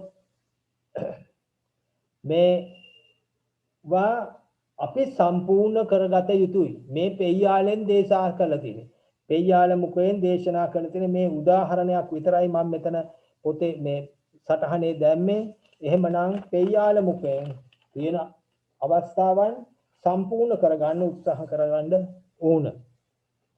එතකොට ඒක විස්තර කරගත හැකි කල්පනාවෙන් ඊට පස්සේ මේ සත්‍යාර්ථ පරමාර්ථ වශයෙන් පුද්ගලයා දක්නට ලැබේදයි විමසුරුප ඇතැයි කියයි. මේ සකවාදී පුච්චාවයි. එසේම ස්කන්ධ ආයතන ධාතු ඉන්ද්‍රිය වශයෙන් ධර්ම 57 පුද්ගලයා දක්නට ලැබේයයිද විමසූ විට එසේ නොකිය යුතුයයි කියනවා. මේන් පළමු ප්‍රශ්නය හා දෙවන ප්‍රකාශනය ප්‍රති විරුද්ධ වෙයි. ඔන්න මම මුලින් කිව්ව කාරණේ ඒ කියන්නේ පළමු ප්‍රශ්නයයි දෙවෙනි ප්‍රශ්නයයි සමානයි. නමුත් පළවෙනිම ප්‍රශ්නේ අර්ථයමයි දෙවෙනි ප්‍රශ්නේ තියෙන්නේ. ඒක ප්‍රශ්නේ ඩිංග වෙනස් කරලා ඇහුවම එසේ නොකිය යුතුයි කියනවා. මේ ඒක විස්තර කරලා තියෙන ආකාරය පහ 750 ධර්ම පුද්ගලයේ වේද යන එක ප්‍රශ්නය ආකාර දෙකකින් විමසීමයි. මෙහිදී සකවාදීන් පරවාදීන් කළ නිග්‍රහය සාධාරණ බව දන්වයි. එය අනුලෝම පච්චනීක පංචකයයි. විස්තර කරන 12 වෙනි පිටුවේ ඉන්පසු පරවාදී ප්‍රශ්න කෙරේ සත්‍යාර්ථ පරමාර්ථ වශයෙන් පුද්ගලයා දක්නට නොලැබේදයි අසයි. ඔන්න දැන් මම කියපු කතන්දරේ එය විරුද්ධ ආකාරයට න කාර්ය ප්‍රශ්න කිරීමයි. සත්‍ය මතක තියාගන්න සියලුම ප්‍රශ්නවල න කාර්ය. පරවාදී ප්‍රශ්න නැගෙනවා නම් හැම වෙලාවෙම නැගෙන්නේ න කාර්ය අල්ලලා. එහෙනම් ඒක දිහා බලන්න ඕන. සත්‍යයට මැනවි වටහාගෙන සිටින සකවාදී. සත්‍ය වශයෙන් වටහාගෙන සිටින සකවාදීන් එසේය කියයි. සත්‍යයේ පුද්ගලයෙක් විද්‍යමාන නොවේ යයි කියයි. නැවත සත්‍යාර්ථ පරමාර්ථ වශයෙන් විද්‍යමාන නොවන හේයින් හුදෙක් සත්‍ය පුද්ගලයා නොවේ යයිද පිළිතුරු දෙයි. සම්මුති පරමාර්ථ දෙක මිශ්‍ර කොට මේ ප්‍රශ්නය ගොඩනගා තියෙනවා. සම්මුති පරමාර්ථ දෙකම එකට එක්කහු කරලා ගොඩනගා ඇත. පරවාදී වරදට ප්‍රතිකර්ම කරගත යුතු බව සකවාදීන්ට පවසයි. මෙය පටිකම්ම ක්‍රමයට සමගාමීව පරිදි බවත් සකවාදී වූ සාවාද්‍ය බවත් දක්වන ශීර්ෂය නිග්‍රහ චතුස්කය නාමී මෙන්න ඒකේ විස්තර කරන ආකාරය. මෙසේම පරවාදීන් කරුණු දක්වීම අනුව Taman නිවැරදි බවත් සකවාදීන් වැරදි බවත් කරුණු දක්වන ශීර්ෂය උපනයන නාමී. එකේ කරුණු වලට මුල් කොටගත් ගෙනම Taman නිවැරදි බවත් සකවාදීන් සාවාද්‍ය බවත් නිගමනය කිරීම වශයෙන් තහවුරු කිරීමට මතු කරන ශීර්ෂය නිගමන. මේ සමත්වාද ක්‍රමය මිස ධාර්මික නිගමනයක් නොවේ. මෙන්න විස්තර කරපු ආකාරය විස්තර කරනවා ධාර්මික නිගමනයක් නොවේ. පරවාදීන් ප්‍රශ්න විචාරද්දී පුද්ගලෝ නූපලබ්ධති. පටිලෝම ක්‍රමයට විචාරණු ලැබේ. සකවාදීන්ට නිග්‍රහ කළද එය ධාර්මික නොව අධාර්මික නිග්‍රහයක් වන්නේය. සකවාදීන් විසින් ප්‍රතිකර්ම නිග්‍රහ උපනයන නිගමන වශයෙන් කරුණු විස්තර කෙරේ. Taman නිවැරදි බවත් පරවාදීන් සාමාත්‍ය බවත් සාර්ථක ධාර්මික ධම්ම විනයට අනුකූලව ලබන ජයක් බවත් ප්‍රකාශ කෙරේ. මේ සුද්ධ සච්චිකට්ඨේ සච්චිකට්ඨ හතර විග්‍රහ වෙන ආකාරය මම මේක ඉස්සෙල්ලා කිව්වා භූතාර්ථ කේවල වශයෙන් 11 12 අංක විස්තර කරන ආකාරය මේක කියුණා. වාද ක්‍රමය ගැන විස්තර තියෙනවා. වාද ක්‍රමයක් මේකේ සංඥාපනේ වාද ක්‍රමය විස්තර කරලා තියෙනවා.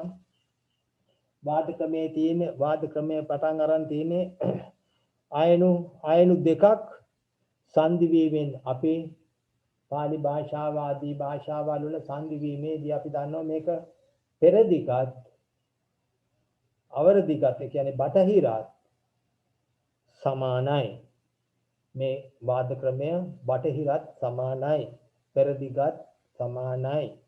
ඒ කියන්නේ ආ දෙකක් සංදි වීමෙන් ආකාරයක් වේද පරවාදීන් කියනවා එසේ. ඊට පස්සේ සකවාදී නානෝ ඊ දෙකක් එක මේ ඊ කාර්යයක් වේද අනුയോഗය පරවාදීන් කියන එසේ නොකිය යුතුයි. ආ දෙකක් ආ වෙනවා නම් ඊ දෙකක් ඊ නොවි මොකද්ද වෙන්නේ? ඒගොල්ලන් කියනවා එසේ නොකිය යුතුයි කියලා. ඒක වැරදි කියනවා. එහෙනම් මෙන්න සකවාදීන් විස්තර කරන ආකාර දෙකක් එක්වීමෙන් ආකාරයක් වේ නම් ඒක අනුලෝම තපනාව. සකවාදී ඊකාර දෙකක් එක්වීමෙන් ඊකාරයක් වේයයි කිව යුතුයමයි. ඔන්න අනුලෝම පාපනාව විස්තර කරන මෙන්න මේ වචන යෙදෙන ක්‍රමය යෙදෙන ආකාරය.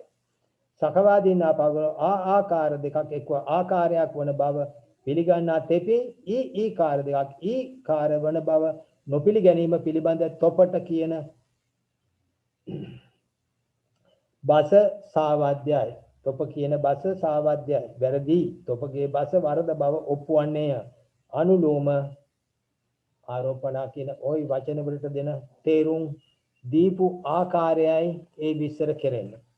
ඒ නිසා ඒ අපේ පොතේ සංඥාපනයේ ඒ වාද කතාව විස්තර කරන තැන එතකොට වාද කතාවේ දෙවෙනි අංගයේ සුද්ධික සංසන්දනය වෙනවා.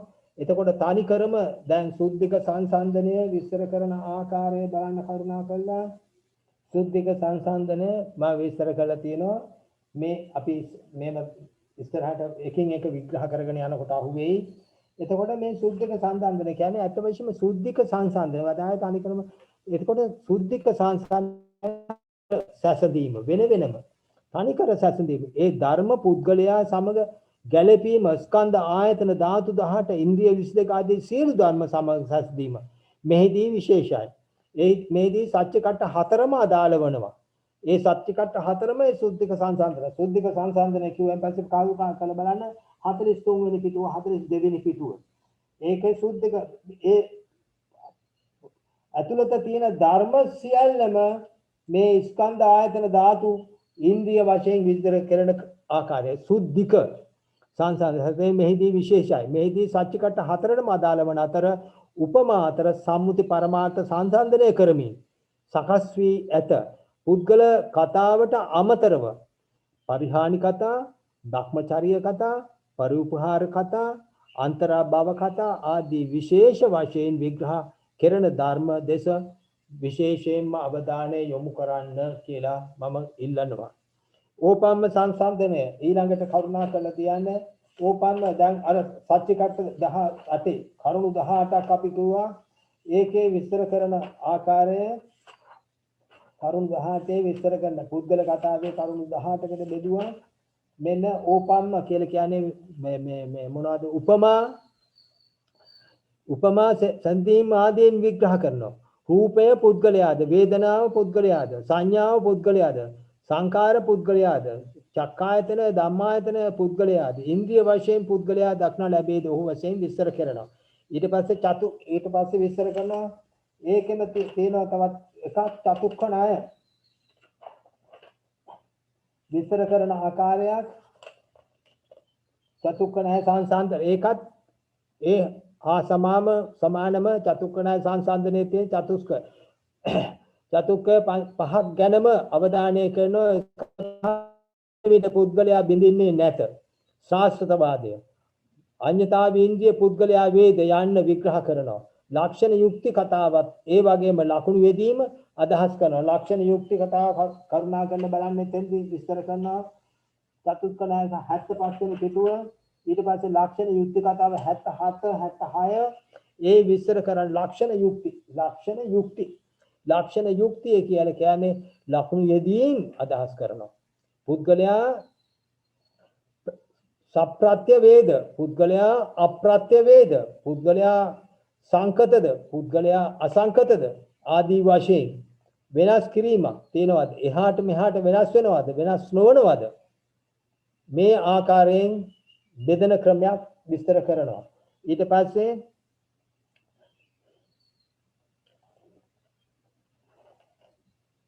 වචන සෝදන කතාව. වචන සෝදන කතාවෙත් විස්තර කරනවා. වචන සෝදනයේදීමින් ඒකේ කාල ભેදය වශයෙන් වචන සෝදනයේ වචන පිරිසුදු කිරීම අර්ථයක් දෙනවා. ඒ කියන්නේ පංච උපාදානය පරමාර්ථ තුල පුද්ගලයා ඉන්නවද? පුද්ගලයා විද්‍යමාන වෙනවද? විද්‍යමාන වන්නේ පුද්ගලයෙක්ද? ඒ ආදි වශයෙන් විස්තර කරනවා පැහැදිලි කරගන්න කරුණා කරලා 78 79 ඊට විස්තර කරන ආකාරයේද මේ සත්‍ය කට්ට හතරටම විස්තර කරන්න ඕන මේ විදියටම එකක්වත් අඩු කරන්න බෑ. එතකොට ගති චුති ප්‍රතිසන්දි අනුව හේතුඵල ධර්ම විග්‍රහ කරනවා. පුද්ගලයා මෙලොවින් පරලෝට ගමන් කරන අතර විමසන අතර පරවාදීන් එක පිළිගන්නවා. එතකොට අන්ධයා මෙලොවත් අන්ධද පරලොවත් අන්ධද ඔන්න විස්තර කරන ආකාරය පඤ්ඤත්තාන යෝගයේ විස්තර කරා ඒකෙම ගතිචුති විස්තර කරනවා. සත්‍යයා මේ භවයෙන් අන්ධයා ලබන භවයේ එහෙම නැත්නම් ඉදිරි භවයේ අන්ධයෙක්ද විස්තර කරන ආකාරය ඒක දීර්ඝයි කරුණා කරලා බලන්න. ගති අනුയോഗය 100 පිටුව 101 පිටුව ඒකේ විශාල ඒරියා එකක් තියෙනවා. පිටු 90ක ඉඳලා පිටු 12ක් විතර තියෙනවා විස්තර කරනවා. එතකොට විස්තර කරන ආකාරය කර්ම විපාක විඳිනා වූ සත්වයක් ඉන්නවද එහෙම නැත්නම් නොවන බවක් තියනවද හේතුඵල ධර්ම තාවක් බව විස්තර කරනවද මෙමදු කරුණු විශේෂයෙන් අවධානයට ගන්න මෙහිදී වජිරා සූත්‍රයට අනුව ධර්ම විග්‍රහ ගලපන්න කියන්න මම දාලා තියෙනවා. රහතුන්ට සුක්‍ර මිදේද යන්න පරූපහාර කතාවේ මේ පුද්ගල කතාවෙන් පස්සේ පරූපහාර කතාව තියෙනවා. රහතුන්ට සුක්‍ර මිදේ යන සඳහන් ආකාරයට විමසා බලන්න. පළමුණ දෙවන සංගායනවල මේ සිව්පිලිසියා මහ රහතුන් ගැනීම මෙහි නියමිත විය හැකිය. ඒක නිමිත්තක් වශයෙන් ඒක විස්තර කරනවා කරුණා කරලා බලන්න. විද්වතුන්ගේ මත විද්වත් වේගවත් වැඩි අපේ I'm sorry සමාවෙන්ද මේ රහතුන්ට සුක්‍ර මිදේ සහතුන්ට සුක්‍ර මිදේ කියලා ඊළඟ කතාවේ විස්තර කරනවා. ඒක නෝනා අර සර්වස්තවාදීන් විස්තර කර ආකාරයට රහතුන්ට තියෙන විරුද්ධත්වය ප්‍රකාශ කරන්නේ. මොකද පළවෙනි සංගායනාවට සිව්පිලිසියා රහත්, දෙවෙනි සංගායනාව සිව්පිලිසියා රහත්, තුන්වෙනි සංගායනාව සිව්පිලිසියා රහත්. මේ හේතු නිසා රහතුන්ට එක්තරා විදියක විරුද්ධත්වයක් දක්වනවා. ඉතින් මේකේ තවත් විස්තර කරනවා. ඒ ගියපු 10000ත් 60000ත් එක්කෙනෙක්වත් ආම වශයෙන් සෝවාන් වෙලාවක්වත් නැහැ කියලා. ඒ නිසා රහතුන් කෙරෙහි යම්ම කිසි විරුද්ධයක් යම්ම කිසි දෝෂයක් තමයි විස්තර කරන්නේ. රහතුන්ට යම්ම කිසි විරුද්ධයක් දෝෂයක් නිර්මාණය වුණා කියලා තමයි විග්‍රහ කරන්නේ. ඒ කියන්නේ රහතුන්ට සුක්‍ර මිදෙන්නේ නැහැ. ඒ කියන්නේ බුදුහාමුදුරුවෝ එක සූත්‍ර කීපයක දක්වලා තිනවා ඒක අභව්‍යයි කියලා. සිහින දකින්නේ නැහැ. සුක්‍ර මිදෙන්නේ නැහැ. දැන් අපිටයි සුක්‍ර මිදෙන්නේ සිහින දැකලා නොයෙක් ප්‍රශ්නවලට. ඇයි? රාගය නිසා. නමුත් මෙතෙන් දෙන තර්කය දරුවෙකුට කොච්චර පෝෂිතාක ආහාර දෙනවද? දරුවෙකුට අපි හිතමු මාස 6ක 7ක අවුරුද්දක දරුවෙකුට කොච්චර පෝෂ්‍යදායක ආහාර පැය ගණන් නියමිත වෙලාවට දැන් අපි නම් බඩේ 12ට කෑම කනවා නම් 1-2 වෙනතුරුත් ඉන්නවා. දරුවට එහෙම කරන්නේ නැහැ. ඉතින් ඒ විදිහට පෝෂණය කරන දරුවට සුක්‍ර මිදෙන්නේ නැහනේ. ඇයි? ඒ දරුවට රාගය නැහැ. රාගය ක්‍රමයෙන් ඇති වෙන දෙයක්. වයසත් එක්ක වර්ධනය වෙන දෙයක් රාගය කියන දේ. එහෙමනම් දරුවට සුක්‍ර මිදෙන්නේ නැහැ. එතකොට එතෙන්දී ඒක විස්තර කරනවා සර්වාස්තවාදීන් දේශනාවල රහතුන්ට සුක්‍ර මිදේයයි විග්‍රහ කරේ අන්න ඒක නිසා පරිහානි කතා කියලා මේ පුද්ගල කතාවට පස්සේ තියෙනවා. ඒක බලන්න ඕන. ඒවා විශේෂයෙන්ම වැදගත් වෙනවා. රාගය නිසාම සුක්‍ර මිදෙන බවත් තර්කානුකූලව විග්‍රහ කෙරේ. එහිදී වඩ වඩා රාගී සිතුවිලි නිසා ශුක්‍ර ධාතු පිට කරන්නේ නම් මන්ද බුද්ධිකයෙකු වීමට, ලෙඩෙකු වීමට ඉඩ ඇති බව, ඉඩ කඩ වැඩි බව ප්‍රකාශ කෙරෙනවා. එතකොට දේවල් ජීවිතේට කන මොන දෙයින් ධාතු මිදෙනවා නම් ඒක එහෙමනම් මහපාරේ ඉන්න තුන් වේලට පාම් භාග්‍ය කන මෙහෙයට මොකක්වත් නැති වෙන්න එපා. එතකොට මේ මිනිහා මේ මනුස්සයර දරුවෝ උපදින්නේ කොහොමද? ඒ තියෙන වැඩිහිටි කම නිසාම හිඟන්නෙක් වුණත් ඒ මනුස්සයා පෝෂදාහි ආහාර නොගත්තත් ඒක සිද්ධ වෙනවා. ඒවා වැදගත්. ඒක අන්තරා භාව කතාවේ ඉතින් සූක්ෂම ආකාරයෙන් ගෙන හැර තියෙනවා. අන්තරා ප්‍රත්‍යේ අන්තරා භව කතාවත් මේකේ විශේෂිත කතාවක්. අපි ඒව කතා වෙන වෙනම බලන්න උත්සාහ කරමු. අන්තරා භව මා සටහනක් වශයෙන් දැම්මා. අන්තරා භව. ඇයි රූපාවචර අරූපාවචර අන්තරා භවයට නොගත්තේ? රූපාවචර අරූපාවචර අන්තරා භවයට ගන්න තිබුණා. කිසි කරදරයක් නැතුව. නමුත් ප්‍රශ්නේ තියෙන්නේ රූපාවචර අරූපාවචර කිසි කෙනෙකුට මේ භවයේදී ධ්‍යාන සමාපatti උපදව ගන්න නැතුව යන්න බෑ. ඒ උපදව ගත්තත් මරණාසන්න මොහොතේ ඒ ධ්‍යාන රැකිලා ඒ ධ්‍යානයෙන්ම මරණයටපත් වෙන්න ඕන. එහෙමනම් එයා රූපාවචර අරූපාවචර බ්‍රහ්ම ලෝක වලට යයි. මේ අන්තරා භවය දාන්නේයි පංචෝකාර භවයට. අන්න එතෙන්දී අනන්තර ප්‍රත්‍ය මම මෙතන විස්තර කරලා තියෙනවා. අනන්තර ප්‍රත්‍ය ප්‍රතික්ෂේප වෙනවා. අනන්තර ප්‍රත්‍ය ප්‍රතික්ෂේප වෙනවා. කර්ම විපාක ප්‍රතික්ෂේප කෙරෙනවා. ඒ කියන්නේ කර්ම විපාක අනුව නෙවෙයි උත්පත්තිය සිද්ධ වෙන්නේ. ඕන කෙනෙකුට ඕන දෙයක් කළා අන්තරා භවයේ ඉඳගෙන සුදුසු තැනක් සොයාගෙන යන්න පුළුවන්. එතකොට අනන්තර ප්‍රත්‍යත් කර්ම විපාක භවයත් සම්පූර්ණයෙන්ම මෙතෙන්දි ප්‍රතික්ෂේප වීම විස්තර කරනවා. එතකොට මට මතකයි නායුනි හරිදම් හාමුදුරුවෝගේ තැනක විස්තර කරලා තුන අන්තරා භවයක් නම් අනිවාර්යයෙන්ම ඒකත් භවයක්. එහෙමනම් සිත පවතින රූප තියෙන්නම ඕන. ස්කන්ධ ආයතන ධාතු ඉන්ද්‍රිය විග්‍රහ කෙරෙන්නම ඕන. අන්තරා භව කතන්දරය විශේෂයෙන්ම මහායාන දර්ශනවල විස්තර කරනවා. ඕකට හොඳ පොතකුත් තියෙනවා. මොකද්ද ඒකට කියන්නේ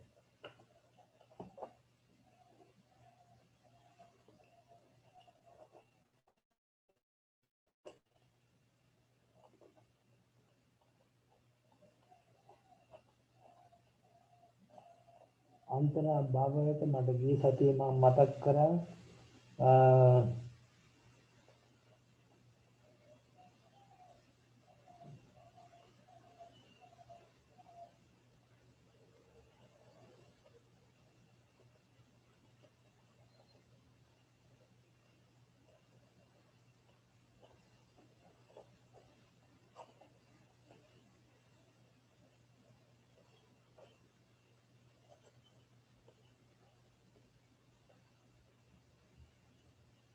තිබ්බත මල පොත. තිබ්බත මල පොත ක්‍රිස්තු වර්ෂ 10000 දී විතර ඇති වෙච්ච කතන්දරයක්. ඒක නිසා දැන් බොහෝ පැතිරිච්ච දෙයක්. ආයතන ධාතු ආදී වශයෙන් විස්තර කරනවා කාරණය. එතකොට පැහැදිලි කරගන්න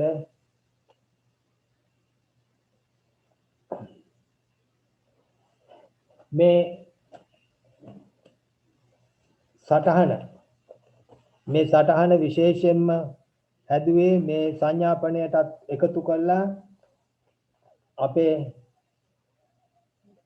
නෝනලාලට මහත්මයාලට පින්වත් පිරිසට විවේචනාත්මක අදහස් ඇති කරගන්න. විවේචනාත්මක අදහස් වශයෙන් ඊළඟ දවසේදී මේ ඡේද වෙන වෙනම හඳුන්වන්න මම උත්සාහ කරනවා. ඊළඟ දවසේදී මේ ඡේද හඳුන්වන්න උත්සාහ කරන ඒක නිසා කරුණාවෙන් පොත් උත්සාහ කරන්න ළඟ තියාගන්න. ඒක දෙවෙනි කාරණය. මේ කොටස් නැවත බලන්න විස්තර හුඟක් තියෙනවා. අපි පුද්ගල කතා මේ කතා ගෙතිච්ච හැටි කතා තියෙන ආකාරය වෙන වෙනම කීවා බලන්න අවශ්‍යයි. ඒ මොකද මේ කතා මෙහෙම විස්තර කරාට මදි. කතාවකට අඩංගු අවස්ථාවල් විස්තර කරන්නම ඕන. අර්ථය ගන්නම ඕන. ඒක නිසා තමත් වැදගත් කාරණයක් මේ කතා හැම කතාවකම නෝනා ශීර්ෂ පාඨයක් තියෙනවා. මේ හැම කතාවකම ශීර්ෂ පාඨයක් තියෙනවා. දැන් මේ අපි බලමු පුද්ගල කතාවේ අත්ති පුද්ගලෝ අත්හිතාය පටිපන්නෝ. මේ සම්මිතිය වාදය. මේ සම්මිතිය මිනිසු අර වජ්ජී පුත්තක සම්මිතිය. මේ සම්මිතිය එක්කෙනෙ තමයි වච්චී පුත්ත. මම මේ සටහන එළියට දෙනවා. වච්චී පුත්‍ර භික්ෂුන් වහන්සේ තමයි ප්‍රධානිය වශයෙන් මේ වෙලාව සර්වාස්තවාදීන්. එතකොට සර්වාස්තවාදීන් තමයි මුලින්ම මේ කනිෂ්ක රජතුමා එහෙම අල්ලගත්තේ සර්වාස්තවාදීන් තමයි එතකොට ප්‍රබලව හිටියේ කාශ්මීරේ. කනිෂ්ක රජතුමා අල්ලගෙන කනිෂ්ක රජතුමා සංගායනාවක් තියන්න හේතුනේ එක එක්කෙනා එක එක දේවල් කියන්න පටන් ගත්තා. ඒක උඩ තමයි සර්වාස්තවාදීන් ඒක දීර්ඝව පැතුරලා ඒක චීනය කොරියාව ආදී ප්‍රදේශ දක්වාව සේද මාර්ගයේ උතුරු දකුණු සේද මාර්ග දෙකක් තියෙනවා. උතුරේ සේද මාර්ගයක් තියෙනවා, දකුණු සේද මාර්ගයක් තියෙනවා. ඒ සියලුම ස්ථානවලට පැතිරෙන්න ධර්මයේ විග්‍රහ කරේ බුද්ධ ධර්මය බුද්ධ නමින්. අනිත් එක කනිෂ්ක රජතුමා ඒ කරපු ක්‍රියාව පළවෙනි ශතවර්ෂයේ බුදු රුව නිර්මාණය කිරීම සම්බන්ධයෙන්ුත් එක්තරා මතයක් කනිෂ්ක රජතුමාට පැවරිලා තියෙනවා. ඒකත් අපි පස්සේ බලමු වෙලාවක. ඒ කියන්නේ බුදු රුව නිර්මාණය කිරීම කනිෂ්ක රජතුමා කාසියක් ගහලා තියෙනවා බුද්ධෝ කියලා. ඒක පළවෙනි ශතවර්ෂයේ ඒක තමයි පිළිගන්නේ දැනට ඉතුරු වෙලා තියෙන. නමුත් නොඑක් කතන්දරත් වෙනත් කතන්දරත් තියෙනවා. ඒවා ස්ථිර කරන්න සාධක තමයි නැත්තේ. නමුත් කනිෂ්ක රජතුමාට ස්ථිර කරන්න සාධක තියෙනවා. ඒ කාසි එහෙම මම ඉල්ලනවා මේ වාද කතාවේ මුල මාතෘකා පාඨය හොඳට කියවලා තේරුම් ගන්න. මේ කතාව ඇති වෙන්නේ මේ සූත්‍ර පාඨය නිසා. මේ හැම කතාවකටම මේ සූත්‍ර පාඨ අයිති. සූත්‍ර මෙතන දැන් අත්තිපුද්ගලෝ අත්හිතාය පටිපන්නෝ කියන සූත්‍ර පාඨය ප්‍රධාන වශයෙන් ගත්තා. එතකොට අර බාරහාර සූත්‍රය ගත්තා. ඊට පස්සේ සෝ කියන වචනේ ගත්තා. ආදී වශයෙන් ගොඩක් අරගන්නවා. මේක තමයි මුල. එතකොට මේවා විස්තරණය කරන්න ඉගෙන ගන්නකොට මේවා එකක් නෑරම තමන් අවබෝධ කරගන්නම ඕන. ඒ නිසා පොත කියන්නේ ඉස්සෙල්ලා පොතේ සූත්‍ර පාඨ එහෙම නැත්නම් මාතෘකා පාඨ එකක් නෑර කියලා විස්තර කරලා තේරුම අල්ලගන්න උත්සාහ කරන්න ඕන. එකක් මේ සූත්‍ර පාඨයේ තියෙන ස්ථානය පැහැදිලි කරගන්න ඕන, විස්තර කරන්න ඕන. ඒක නිසා මේවා සේරම එකක් නෑර කියන්න කියලා මම ඉල්ලනවා. ඒ මොකද මේවායේ තියෙන අර්ථය තාම බැරෑරුම් තේරුම් ගන්නම ඕන. මේකේ ධර්ම විහිදිච්ච ආකාරයත් තේරවාදයට අනුකූලයි. ඒක නිසා තේරවාදයේ ඒ තියෙන ධර්මමයි මේ වාද කතාවල තියෙන්නේ. ඒක නිසා ඒකත් වැදගත් විදියට කල්පනාවට ගන්න කරුණාවෙන්. එහෙමනම් ප්‍රශ්න අහන්න එක දෙවෙනි කාරණේ මේකේ විවේචන ඊළඟට මේකේ සංශෝධන වශයෙන් ඉදිරිපත් කරන්න ක්‍රමය එහෙම නැත්නම් ඉගැන්වීමේ ක්‍රමයේ සංශෝධනය කිරීම වශයෙන් එක එක්කෙනාගේ අදහස් එක එක්කෙනාගේ මත අඩුපාඩු කෙටියෙන් එහෙම නැත්නම් මම පිළිගන්නවා මම පොඩ්ඩක් හුරු වේගය ගැන මට තාම හදාගන්න උවමනාව වෙනවා. වේගය දැන් නෝන කෙනෙක් කිව්වා වගේ ගිය සතියේ නෝන කෙනෙක් කිව්වා. ඒ නිසා මට ඒක මගේ පොඩි දුර්වලකමක්. මම තාම ඉක්මනින් ඒක වේගය මේ අඩු කරගන්න මම ක්‍රියා කරන්න ඕන.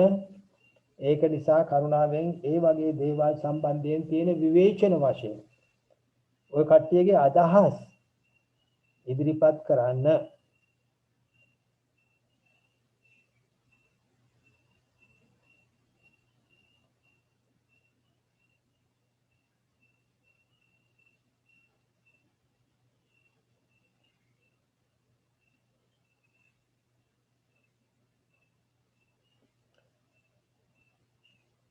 විවේචන වශයෙන් තියෙන ඉදිරිපත් කරන්න කරුණාවෙන්. සර් තෙරුවන් සරණයි සර්. දැන් මට නම් සර් දැන් අනුලෝම පංචකය පටිලෝම පංචකය කියන එක තේරුණා සර්.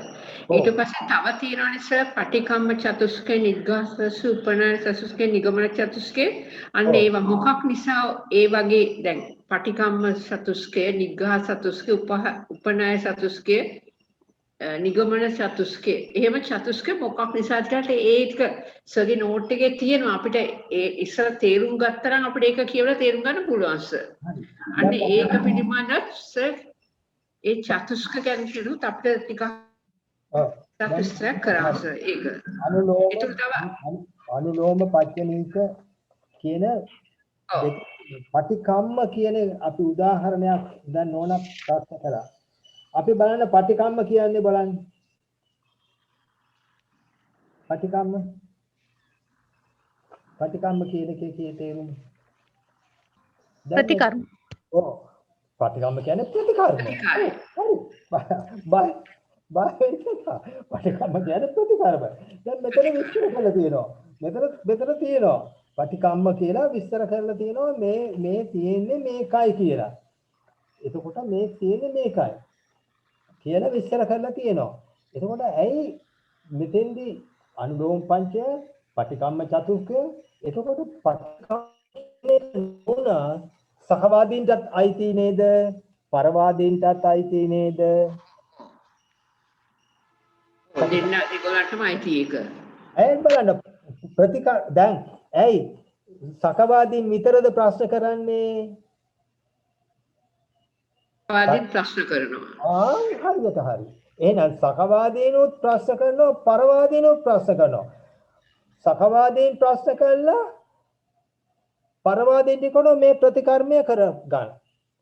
පරවාදීන් ප්‍රශ්න කරනවා පරවාදීනුත් ප්‍රශ්න කළා සහවාදීනෝ මේ ප්‍රතිකර්මය මෙන්න ප්‍රතිකර්මය මේ විදියට කියන්න ඕන මේ විදියට හිතන්න ඕන මේ විදියට ප්‍රකාශ කරන්න ඕන කියලා ප්‍රතිකර්මයෙන් දේශනා කරනවා. ඉතින් මේ සහවාදී පටිකම්ම කියන එකයි පරවාදී පටිකම්ම කියන දෙකම එක විදියට විග්‍රහ කරනවා.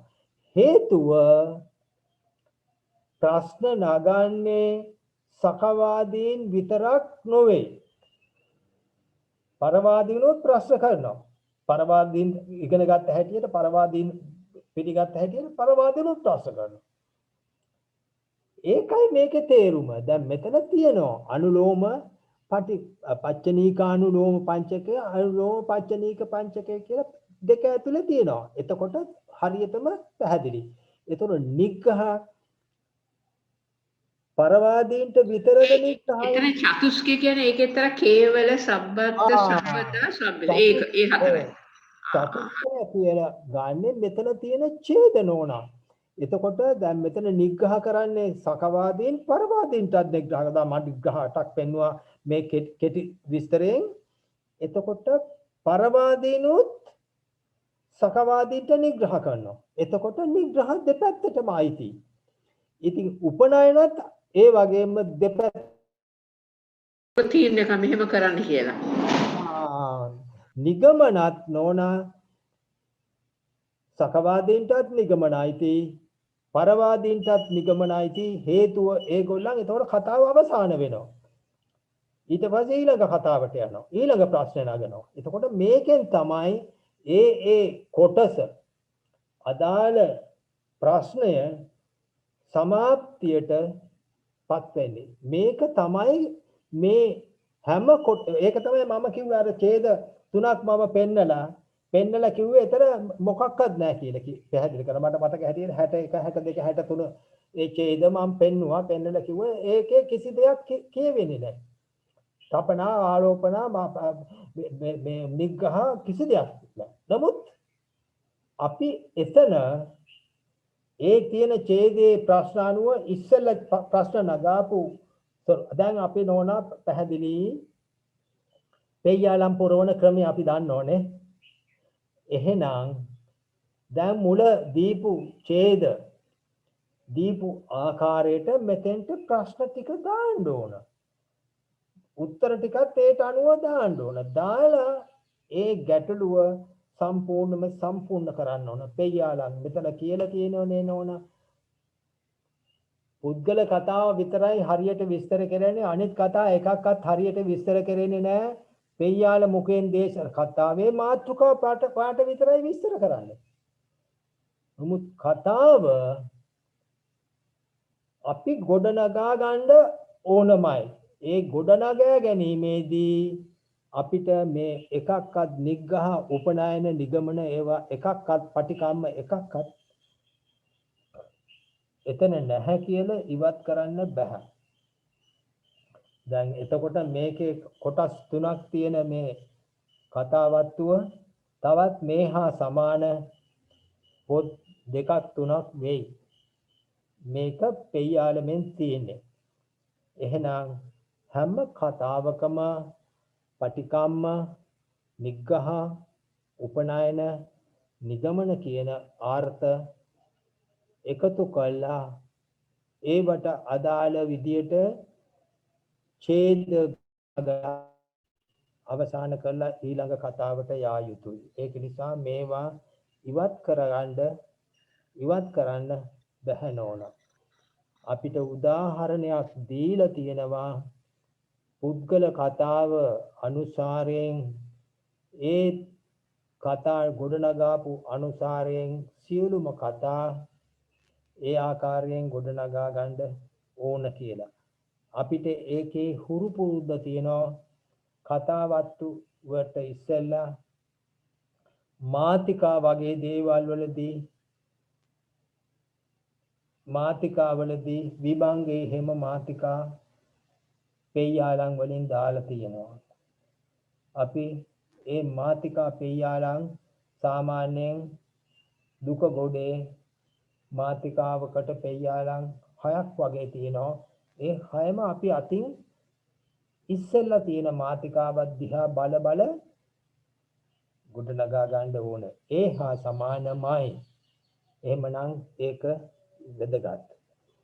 තවත් නෝනලා විස්තර කරන්න තියෙනවා නම් නෝන මේ සටහන නෝනලා පින්වත් නෝනලා මහත්මයලා මේ සටහන හොඳට අවබෝධ කරගන්න කීවල බලන්න මම මේකේ දුන්නු ආකාරය විස්තර කරේ. මේ සම්බන්ධයෙන් තියෙනවා තවත් වැදගත් කතන්දර රාශියක් පොත්පත්වල. එතකොට අනිත් එක නෝනා මේ කතන්දර ඇති වෙන්නේ තවත් එක හේතුවක් මට කියන්න අමතක වුණා. ග්‍රීක සම්භවය. මේක කොහොමවත් සඳහන් වෙන්නේ නැහැ. ග්‍රීක සම්භාවය කියලා කියන්නේ දැන් අපි උදාහරණ අපි ග්‍රීක සම්භාවය කිව්වන් පස්සේ වැදගත් රජ කෙනෙක් හිටියා. කවුද? බුද්ධ ධර්මයේ ඉතාම වැදගත් රජ කෙනෙක් හිටියා. ධර්මාශෝක රජුරු. ඈ? ධර්මාශෝක රජුරු. බුදු රත්තරන් නෝන ග්‍රීක සම්භවය ධර්මාශෝක නෙවෙයි. ධර්මාශෝක නෙවෙයි. අපේ කවුද? මේ මිලින්ද ප්‍රශ්නය මිනෙන්ඩර් ඒ රජතුමා ග්‍රීක රජතුමා කියලා තමයි කියන්නේ. මිලින්ද ප්‍රශ්නය අහලා ඇති. ඒ රජතුමාත් ග්‍රීක සම්භවයේ රජ කෙනෙක්. ඔය කුෂාණ වංශිකයෙක්. ඒ රජතුමා ඊටාම විශාලයි හොඳයි. එතකොට ක්‍රිස්තු පූර්ව 150 විතර ඒ රජතුමා රජකම් කළා. වයබදිග ඉන්දියාව සියල්ලම යටත් කරගෙන හිටියා. කුෂාණ වංශික රජතුමාත් මුළු වයබදිග ඉන්දියාවේ මධ්‍ය ඉන්දියාව දක්වාම යටත් කරගෙන හිටපු රජ කෙනෙක්. කුෂාණ වංශික ඊට පස්සේ ඔය ඒ රජතුමා ආවේ. එතකොට මිලින්ද ප්‍රශ්නය. එතකොට පැහැදිලි වෙන්න ඕන මේ කතන්දර වලට එක් තවත් මට අමතක වුණු කතාවක් තමයි මේ පොතේ පතේ විස්තර කරනවා. කුෂාණ ඒ කියන්නේ ග්‍රීක සම්භවය ඒකත් මේ කතන්දර වලට විශේෂයෙන් බලපාපු බව විස්තර කරනවා නෝන. ඒක හුඟක් කල්පනාවට ගන්න ඒකත් වැදගත් කාරණයක්. මේ විවේචනාත්මක ප්‍රශ්න.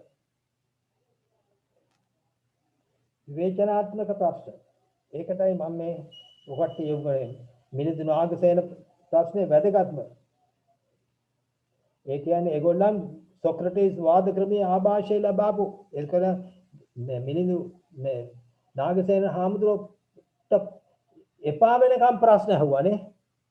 නාගසේන හාමුදුරුවන්ට එපා වෙනකම් ප්‍රශ්න අහුවා. එච්චර ප්‍රශ්න අහපු එතුමා සෝවාන් වුණා කියලා තමයි විස්තර කරන්නේ.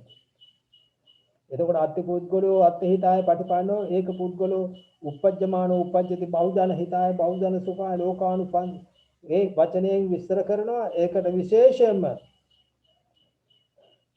බාරහාර සූත්‍රයේ වගේ අනිත් එක විශේෂයෙන් ඔය කතන්දරේ නිර්මාණය කළේ වත්සී පුත්‍ර සර්වාස්තවාදී වත්සී පුත්‍ර ගුරුකුරය සම්මිතිය වාදයේ වත්සී පුත්‍ර භික්ෂුන් වහන්සේ තමයි ඔය වාද කතාවේ සම්මිතිය වශයෙන් ආරම්භ වශයෙන් උත්සාහ කරේ. ඒක විස්තර කරනවා. නීතත්ත නෙය්‍යත්ත ඒකත් ඊටාම වැදගත් නෝනලා කරුණා කරලා විස්තර කරගන්න ඕන. නීතත්ත නෙය්‍යත්ත විස්තර කරන්න මම කිව්වා ගිය සතියේ මම විස්තර කරා. ඒකට උදාහරණයක් දුන්නා නෝනාට.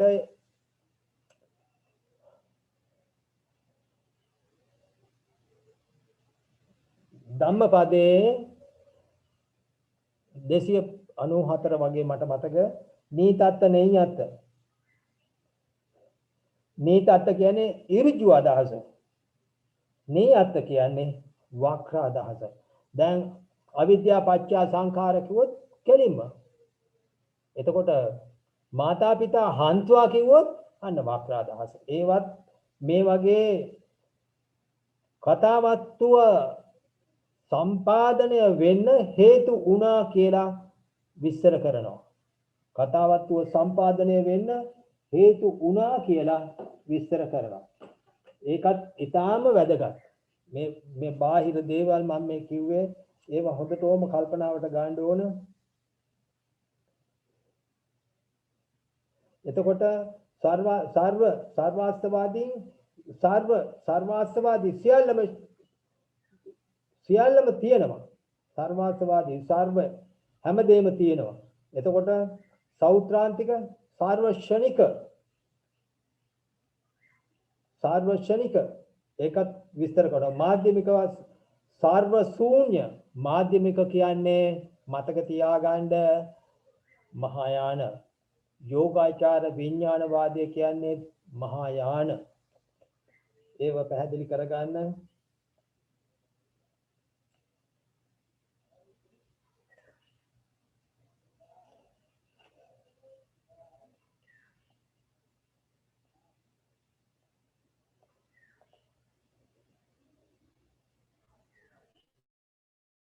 තියෙනවා නම් කරුණාවෙන් ඉදිරිපත් කරන්න.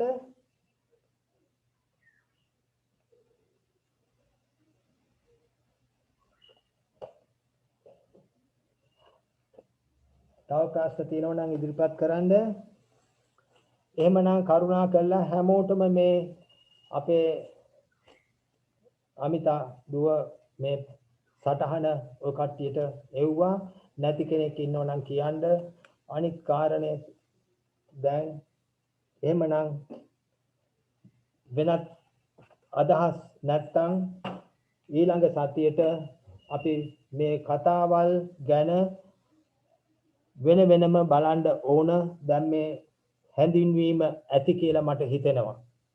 හැඳින්වීම ඇති කියලා මට හිතෙනවා. ඒක නිසා මෙතනින් දේශනාව නතර කරන්න බලාපොරොත්තු වෙනවා.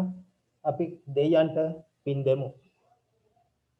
ආකාශ ඊතාවතාච අම්මේහි සම්පදම් පුඤ්ඤ සම්පදං සබ්බේ දේවා අනුමෝදන්තු සබ්බ සම්පatti සිද්ධා